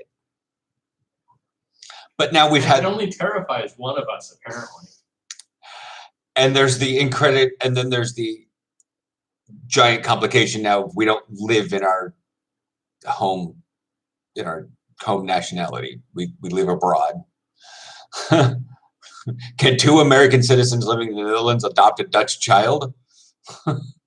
Would the kid be a Dutch national? If we somehow, like his work contract didn't last, would our kid have to stay here? Could we take him home? Does he immediately an immigrant over there? Like, it gets super complicated when you go that next step of like, yeah, sure, let's do it. Then we have to work out the whole like nationality thing.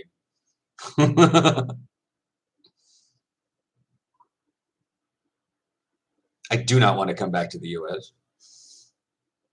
I do not want to go back to the US. That was a very weird thing for me to phrase it that way, but I phrased it.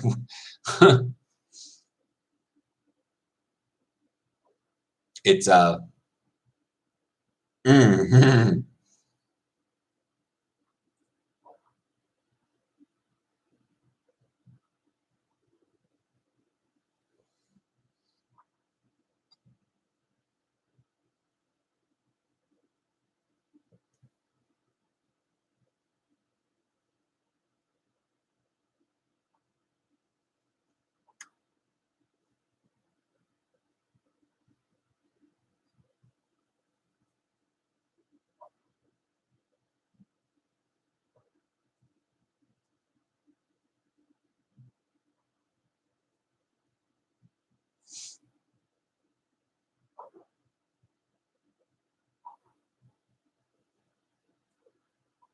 I do have merch.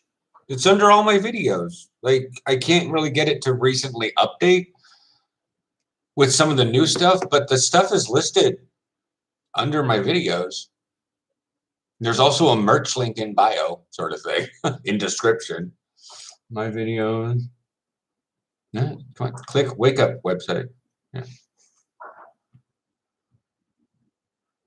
go back to shoulder pad advice. Nope, that's not. I want to actually open the YouTube link. Anyways. Yeah, it's down there. Buy Dashric merch. It's under the description. You can just click on those and it'll lead to Teespring. I can't get the new stuff in there. I don't know how to force it to update, but that'll take you to Teespring, which takes it to Dashric's store because I was derp and didn't know how to name things. And it should list the other two things that I have, or the other three things. Like there's a mug with the design of my tattoo on it. And then there's what I call the linebacker shirt, which comes in hoodie, t-shirt, and tank top. And then there's phone cases also on there. Yeah. And I went through and made sure to get all the phone cases for all the things. Feels like things are doubled up on here. I need to sort this somehow. I don't know what I did.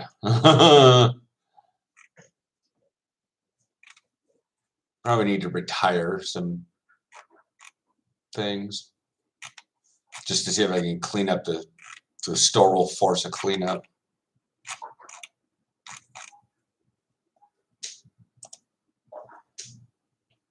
But yeah.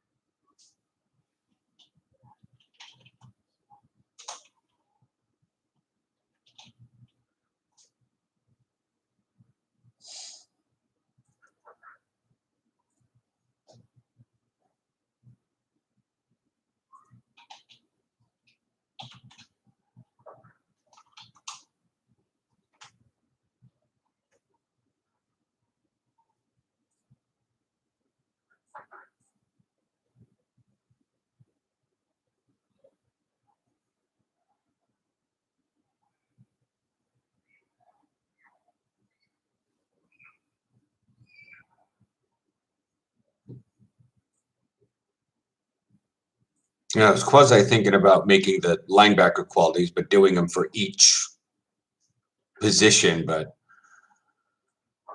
my need to for some reason I do not have a very large fuel tank when it comes to that level of that kind of creativity.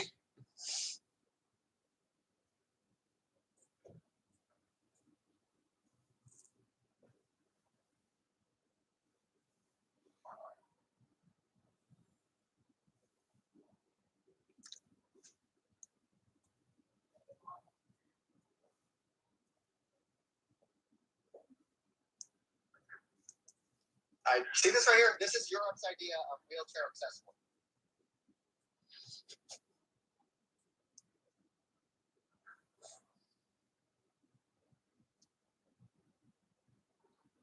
Putting aside the fact that a single staircase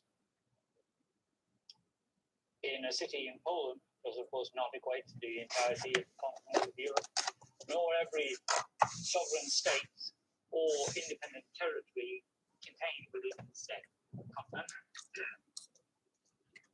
It's not for wheelchairs or other special accessibility tools. It's for prams. You know, baby strollers, kind of parents put their children in and take for walks. 25, maybe 30 meters down the road is a dedicated wheelchair and special accessibility bridge. You're an idiot. See this right here? Yeah, that. Oh, yeah.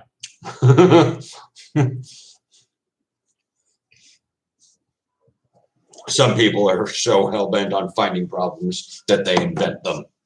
I looked at that one and went, that's like, I look at that and I didn't think it was for wheelchairs. I was like, that could be a cool thing for bikes, you know, but it's a little narrow. But then I opened up the comments on the very first video and people were like, that's not for wheelchairs. That's for baby carriages. That's for strollers. And I was like, well, that makes a lot more sense. But I would have seen the angle at like this and went, that's not for wheelchairs.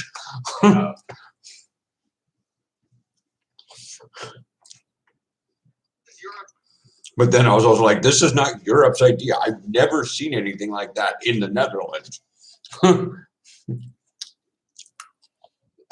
They will do the excessively long, like even the building over there has it. It's the excessively long thing.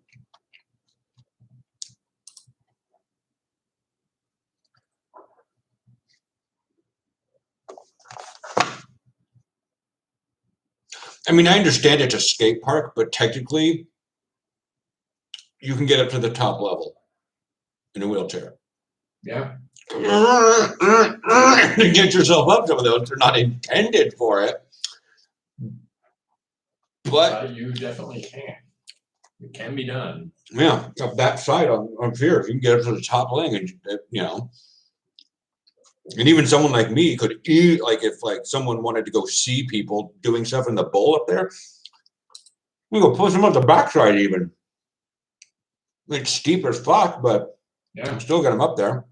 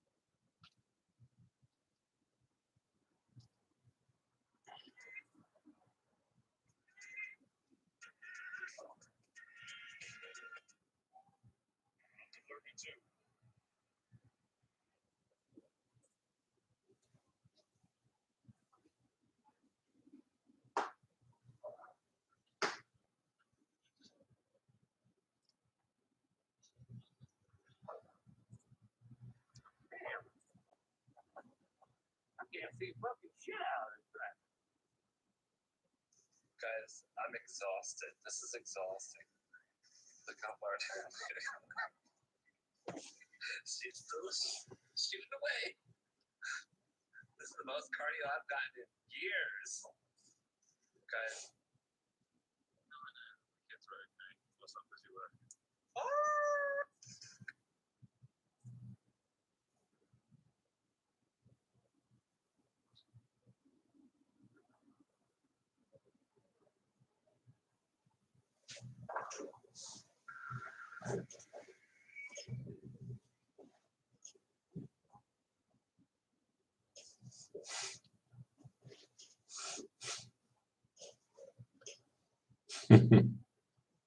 So this guy is like, he's attacked a monster and he's like running around in circles, but someone's standing in the middle shooting it very, very slowly. And I'm like, tell me you're an evasion tank without this. This is exhausting. Look how far shooting away. This is the most cardio I've You gotten. can see the gun blast or something. Guys, Like, it makes me wonder, I don't know which game it is. It says JRPG, it's, you know, but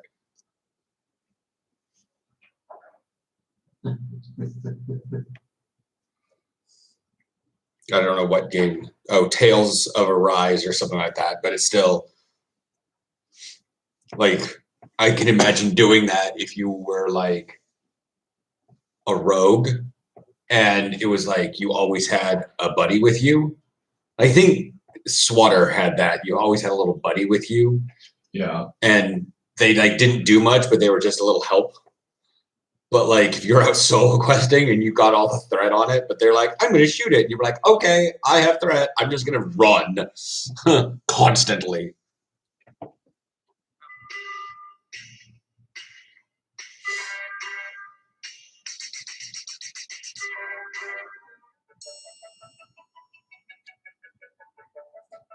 a British teenager gets a USB cable stuck in his schnozzwaggler after trying to measure the length of it. The curious 15-year-old fed the USB cable into his We're talking about dress code and how it differs in the US versus everywhere else in the world, and all these comments are sending me over the edge. I should have known it was mostly just a US thing, but Hello, burn time. this when I was in high school many years ago, we had a spirit week where each day was like a different dress up day, and one day was a Hawaiian dress up day, which might be a little bit of a cultural appropriation, but that's a different conversation. So you could wear leis, hula skirts, whatever. I had a coconut bra that I wore over a t-shirt, and I got sent to the office. I got written up, and I was forced to remove the coconut bra because it was inappropriate. The U.S. is trash. The U.S. is trash. Yeah, that's the thing. Like,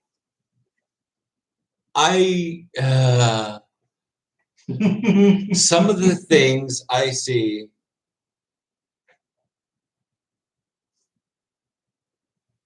Okay, so this one, yeah. It's also on the back of my Cobras jersey, so because those were personalized and cost a fair bit of money. But this one I bought from the Panthers store and had it shipped over here. It took 3 weeks from NFL merch store. Actually, it was, I think it's NFL merch store.uk or something like that. But yeah, it's the same NFL store, but they just ship out of your European areas and understand that.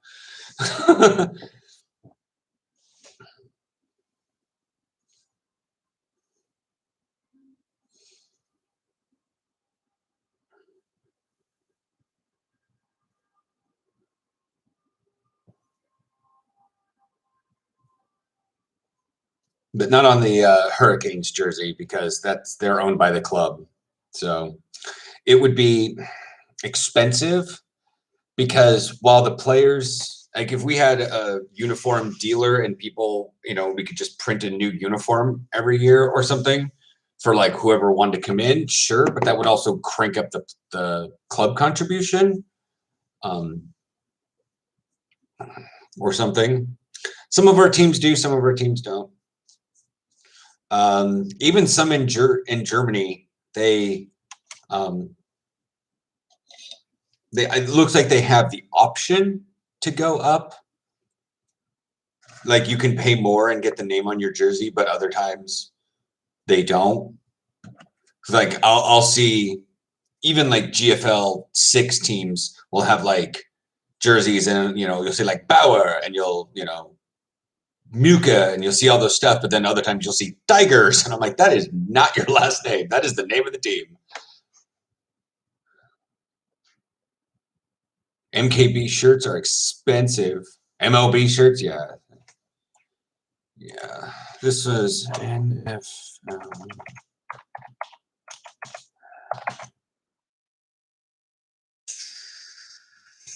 Store Europe. Europe.nflshop.com/NFL/shop because redundancy. I love it. Yeah, I love it. And then there's the Panthers. Yeah, I'll accept cookies. Men's. Oh, okay. Those aren't gloves. They just look alike. They're winter gloves. 53 Europe. No, thank you. Face coverings, hoodies, jerseys. Large. Yeah, this one, custom Panthers, Nike game jersey, black, custom men's, just like this one, 105 euros. And it still took me a couple days to ship. It would be incredibly cool, but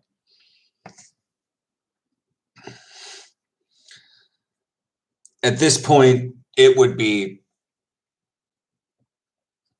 if I got onto an NFL roster, there would be some non-insignificant considerations of a higher power on my part. Yeah, that's fair. Like to the point if you could put that in all capital letters and be like significant considerations of higher power.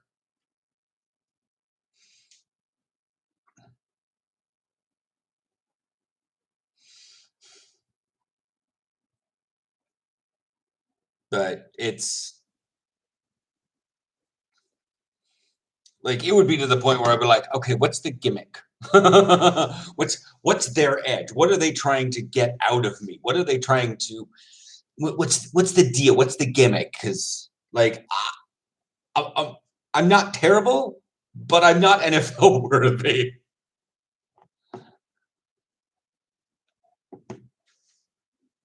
Isn't a fake marriage to a woman? No. No.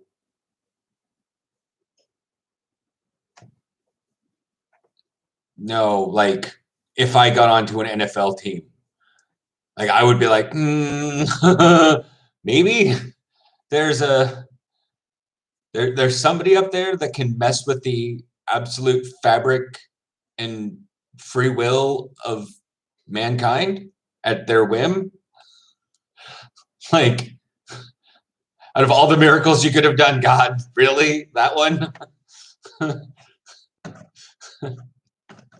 Like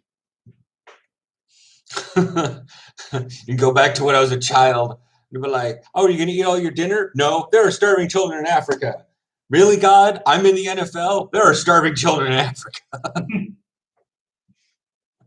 Yeah. Could you fix climate change?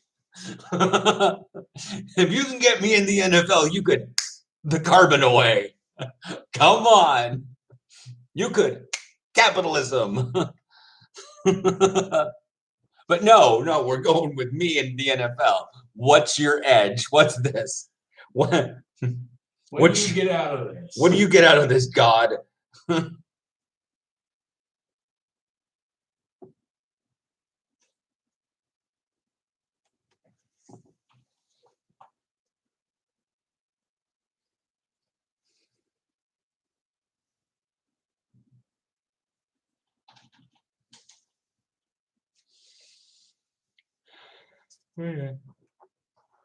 Right now, all I can do is, cosplay an NFL player, I guess.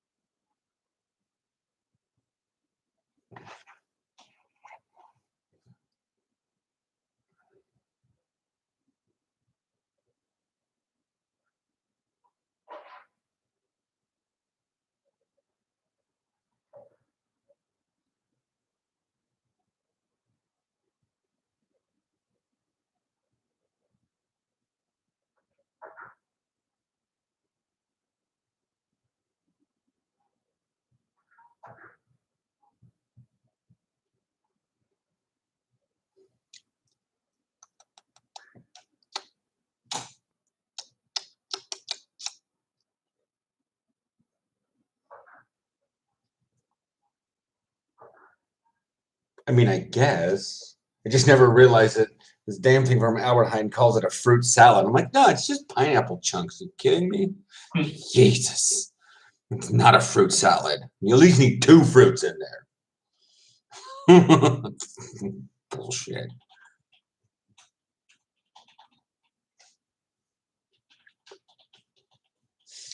I mean, it probably is just the general thing they stick on everything.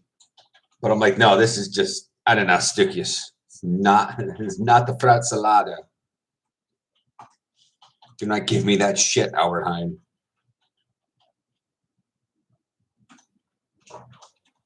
How many landing turns? 2. Need steam or diesel. No electric. Steam. Steam. Well, smelting plant. What to do?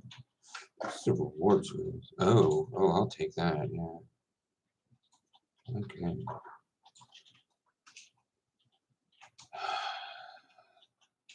I'm gonna cut this off here at 10 o'clock, guys. My time, so 20 minutes. I'm kind of dozy-doze. Have you tried to put your shoulder pads in that jersey and feel like an NFL player? This jersey is very, very tight.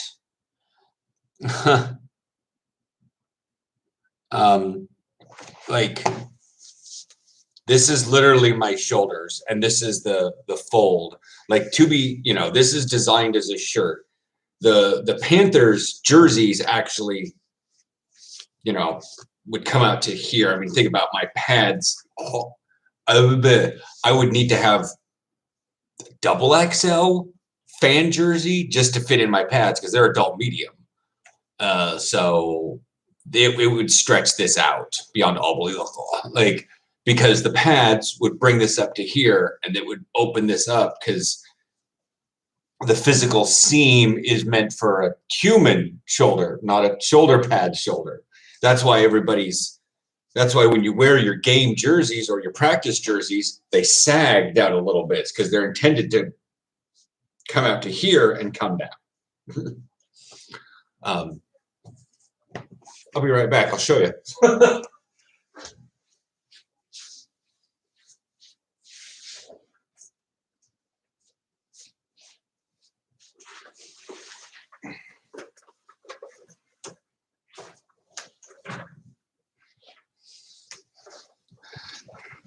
Because like you can see, this is my practice jersey and how much more.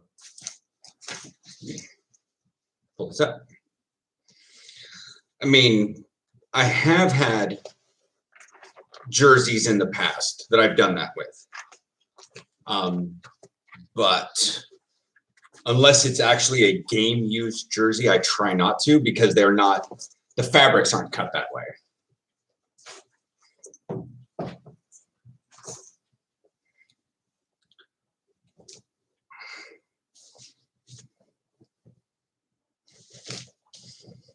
But as you can see, here's my shoulders on this. And you can see how much it sags over the edge. So that when it comes down, yeah, it'll have this little poochy thing at the end and punch out over there. That's a game jersey. That's an actual like jersey that's intended to be worn with pads. But like, as you can see, my shoulder pads come out to here. So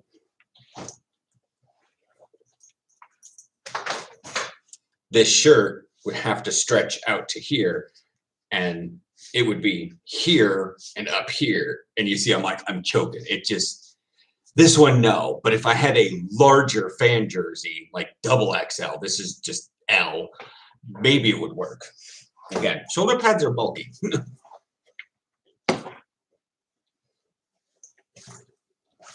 Like I could put these shoulder pads on underneath my Cobras jerseys that I have or whatnot. And I know some places have, they sell like college jerseys and they sell them as like game day replicas. Like they're not actually used in the game. They're not game used. They're game day replicas. So they are cut and used on the same material that a jersey does. And they're utilizing the same colors and styles, but they were never utilized by that college. So yeah. Much like my Panthers helmet here is a legit legal helmet, and it's an NFL replica. Like if I watch a Panthers game, Aaron could literally look at them on the screen, turn around and see my helmet and go, yep.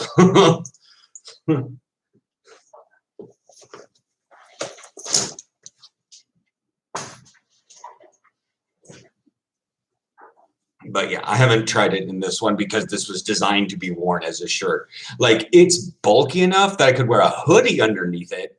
Like, I want to go to the Super Bowl at a party in January at 3 o'clock in the morning. I'm going to want to put a really thick hoodie underneath this, but still represent the Panthers with my Hilversum Hurricanes number with my last name on the back. Be fine. It's totally cool. But like I said, it's big enough that I can put a hoodie underneath it, so I'm still warm. Ugh, Duolingo's complaining at me. You haven't done your Dutch today. All right.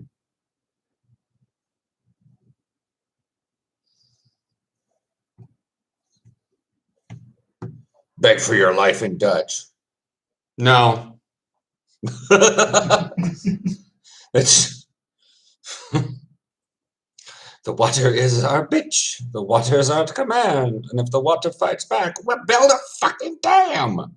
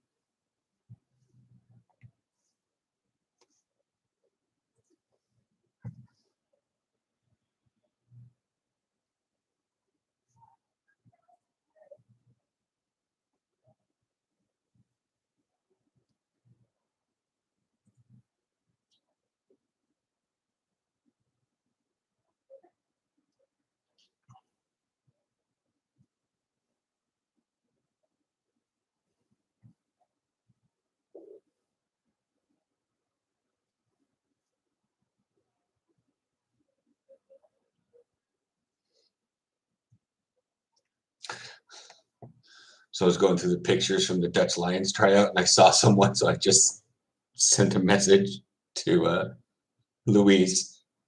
So, Dutch Lions, or was that some other pepper-haired Latino I saw?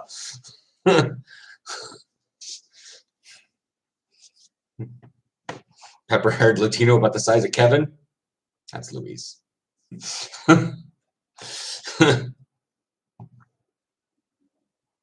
Let's practice Dutch whenever you're ready. The sass. Dat is rijst. I know that is rice. Oh, I completed the September challenge. Cool. Yay.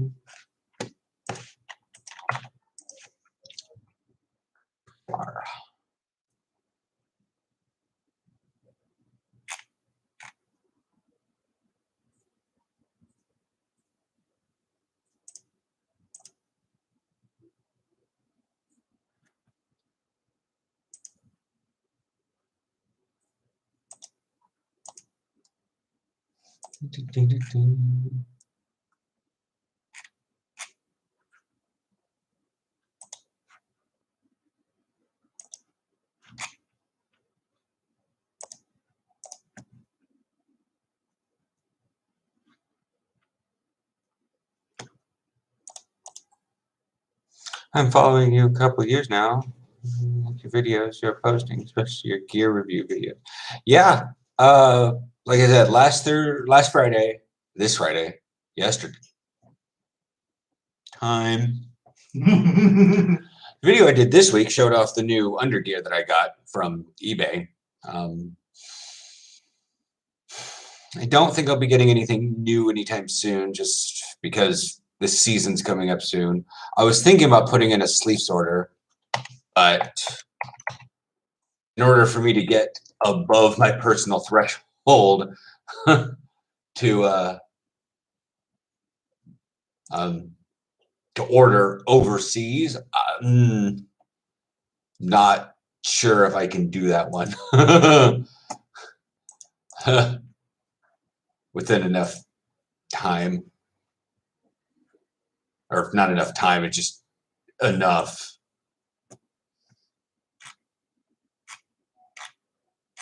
They're like, yeah, they got, because I'd want at least $100 just to get it through, just to make it worthwhile to get through customs. And if I lived in the States still, I'd probably be ordering a lot more often, but. Black sleeveless compression hoodie. Well, that just looks sick. I love it, but this thing. Yeah. But not football related per se. Mm-mm. Me liked your video. That's bad grammar. Me like. Me like a video. Safety yellow sticky football receiver gloves. I mean, that's cool, but they're so egregiously one color. Yeah. Like these blue ones are kind of cool. But it's like one color. They're one color. And they're shiny as hell. Well, that's the stickum part. I mean, that's even to an extent my glove. Well, these not so much because I haven't washed them, but yeah. Like they're probably pretty comfy, I guess. But they have no padding on them, and that's like these are receiver gloves. That's what I've been telling our corners. I'm like, if you get a chance, whack the hands of the receivers. You want to get them off? Don't do this like, linebacker thing where we hit their forearm with our arm and push them up like that. Smack their hands, like literally chop their hand if you can. They're like, ow, my hand. Receivers.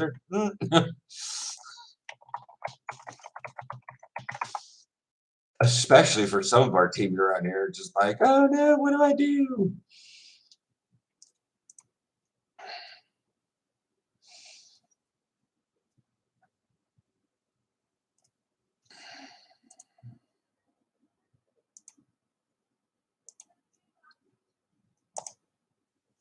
Those actual pants? Oh, I don't know if they'll fit to my pants though. I don't want those.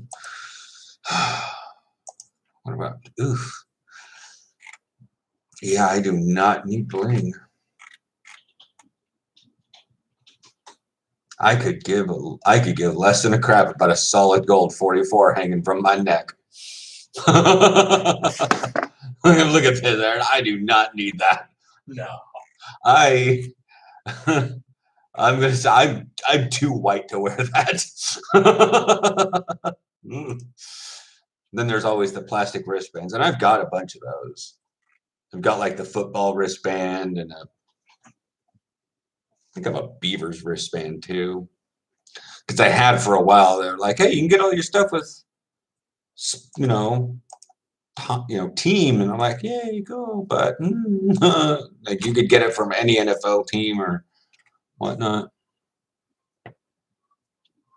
Germany brushed flag arm sleeve. I was in Germany. It was a football arm sleeve. I've already got a blue one. Padded? No.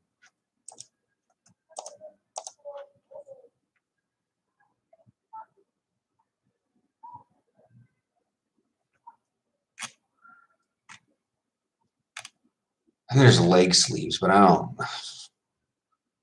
What?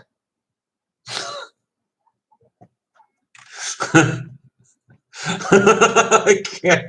I just thought the worst thing about these. These aren't leg sleeves, they're circumcised socks. I'm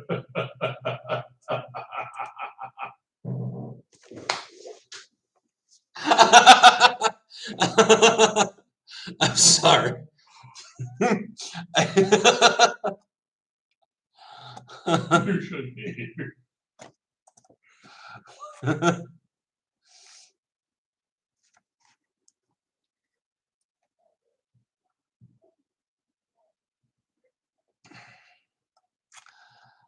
Oh. Yeah, like none of these look super appealing. I think the only reason these technically exist is because freaking you can see his face. I don't know his name.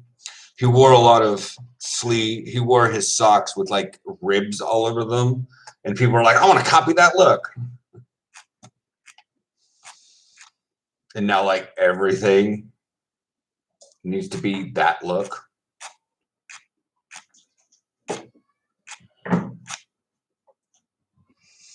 Everyone wants to wear leg sleeves that have ribbed socks looks. I'm like, what in the hell, guys?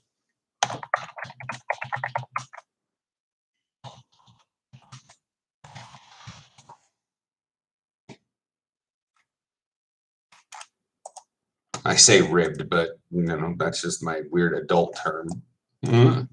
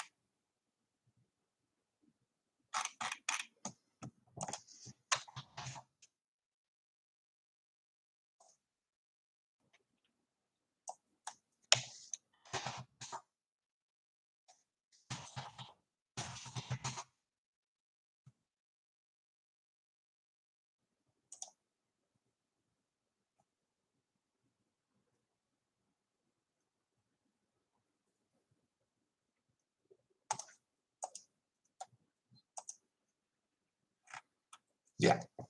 It's Odell Beckham Jr. Oh, Someone saw these.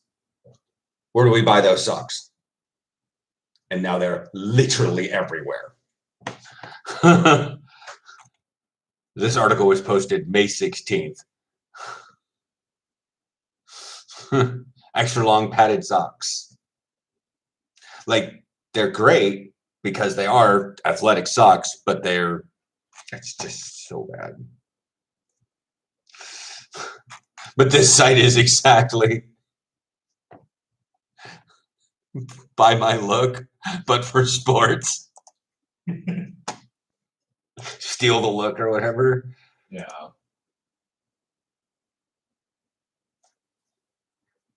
Yeah, he was even wearing a, oh no, that's whatever. But yeah, like people have been dying for that look or something. I'm like, stop. I wish I could get this in like different colors. Ugh.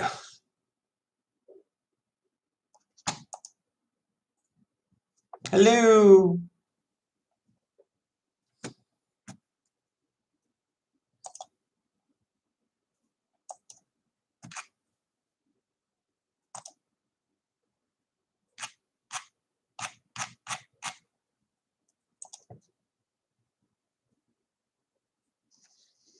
The dress code policies in the U.S. are racist, classist, and sexist. Thank you for coming to my TED Talk. I didn't realize that was the last of the video.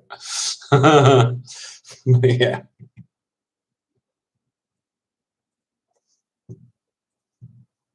Here comes the horn.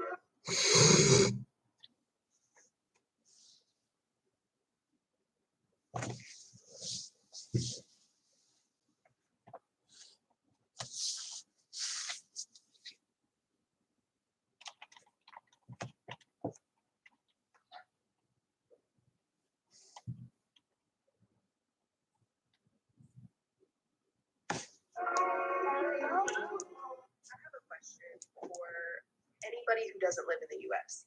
Do y'all send home girls for dress code reasons? Do you know how many times I got sent home in high school for breaking the dress code?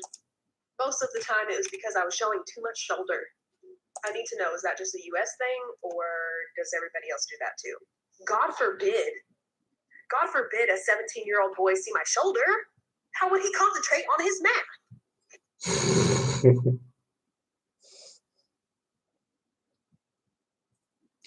Someone in that. We don't have dress code in Germany. Not or nah. Netherlands here, and no, we can wear whatever we wanted. I mean, not whatever. American puritanical bullshit, if you ask me. I went to Christian schools, primary and high school, but in Amsterdam, a friend of mine went to Catholic high school in either Limburg or Brabant. They had a uniform, but that was the only rule. What's your favorite team you've ever played on? This one, Hilversum Hurricanes. I played on 3 other teams, and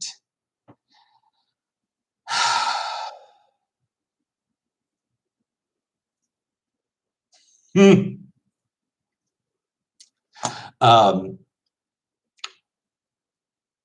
first one had a lot of low-income homophobes.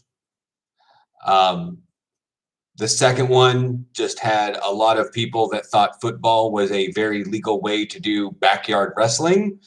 And if they could play wrapped in barbed wire, they would. And then the third team was, well, very similar to comments I'm reading on a TikTok video, puritanical bullshit.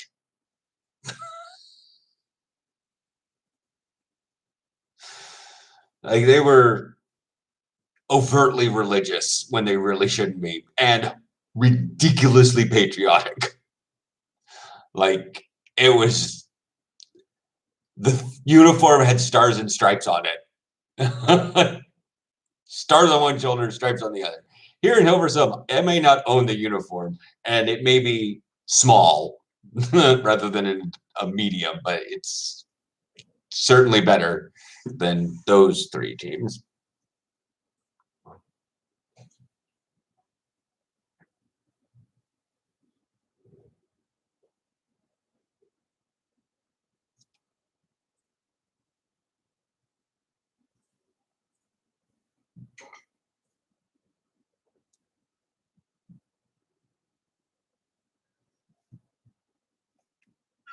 This is how a gas dryer looks like when it's on. No.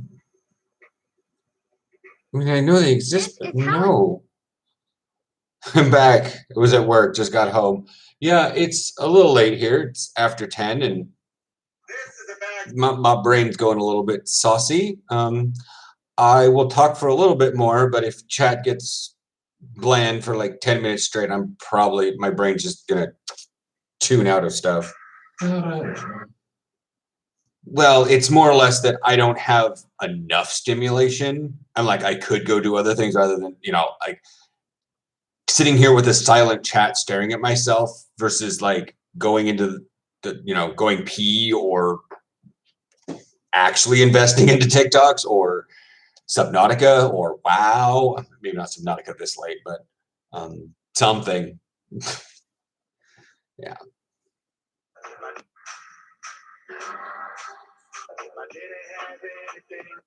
Hey, You know what? That's...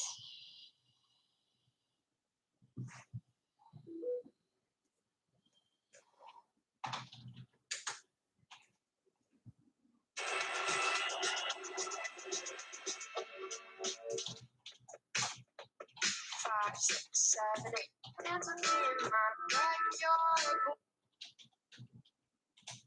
I do not know what these people are on with this stuff, but they're always loving to like take pictures or videos of places that are obviously not of that place in either a super great way or a super bad way. take videos of a place that is obviously not that place. Like, I love this waterfront property in Lelystad, and it's very obviously the backside of Mykonos. Gotcha. Or, oh my God, I just love this best place in the Netherlands, Almere, and it's that scene looking over Miami in Tomorrow War. I can't believe this actually exists in the Netherlands. Almere. And this.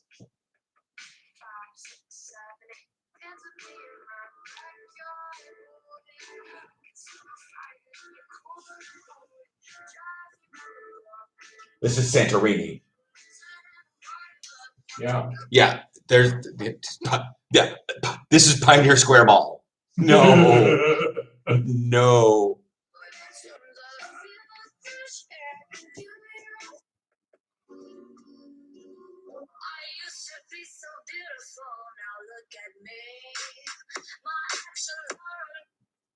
Oh, the 5 places the homeless exist, and you took pictures of all 5 of them saying Portland's a shithole. Right, How to do Portland, Oregon, like a local Target. Don't make TikToks about it.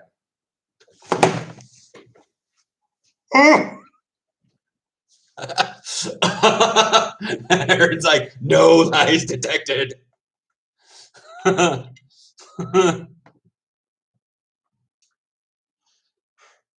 This Fibonacci joke is as bad as the last 2 you heard combined.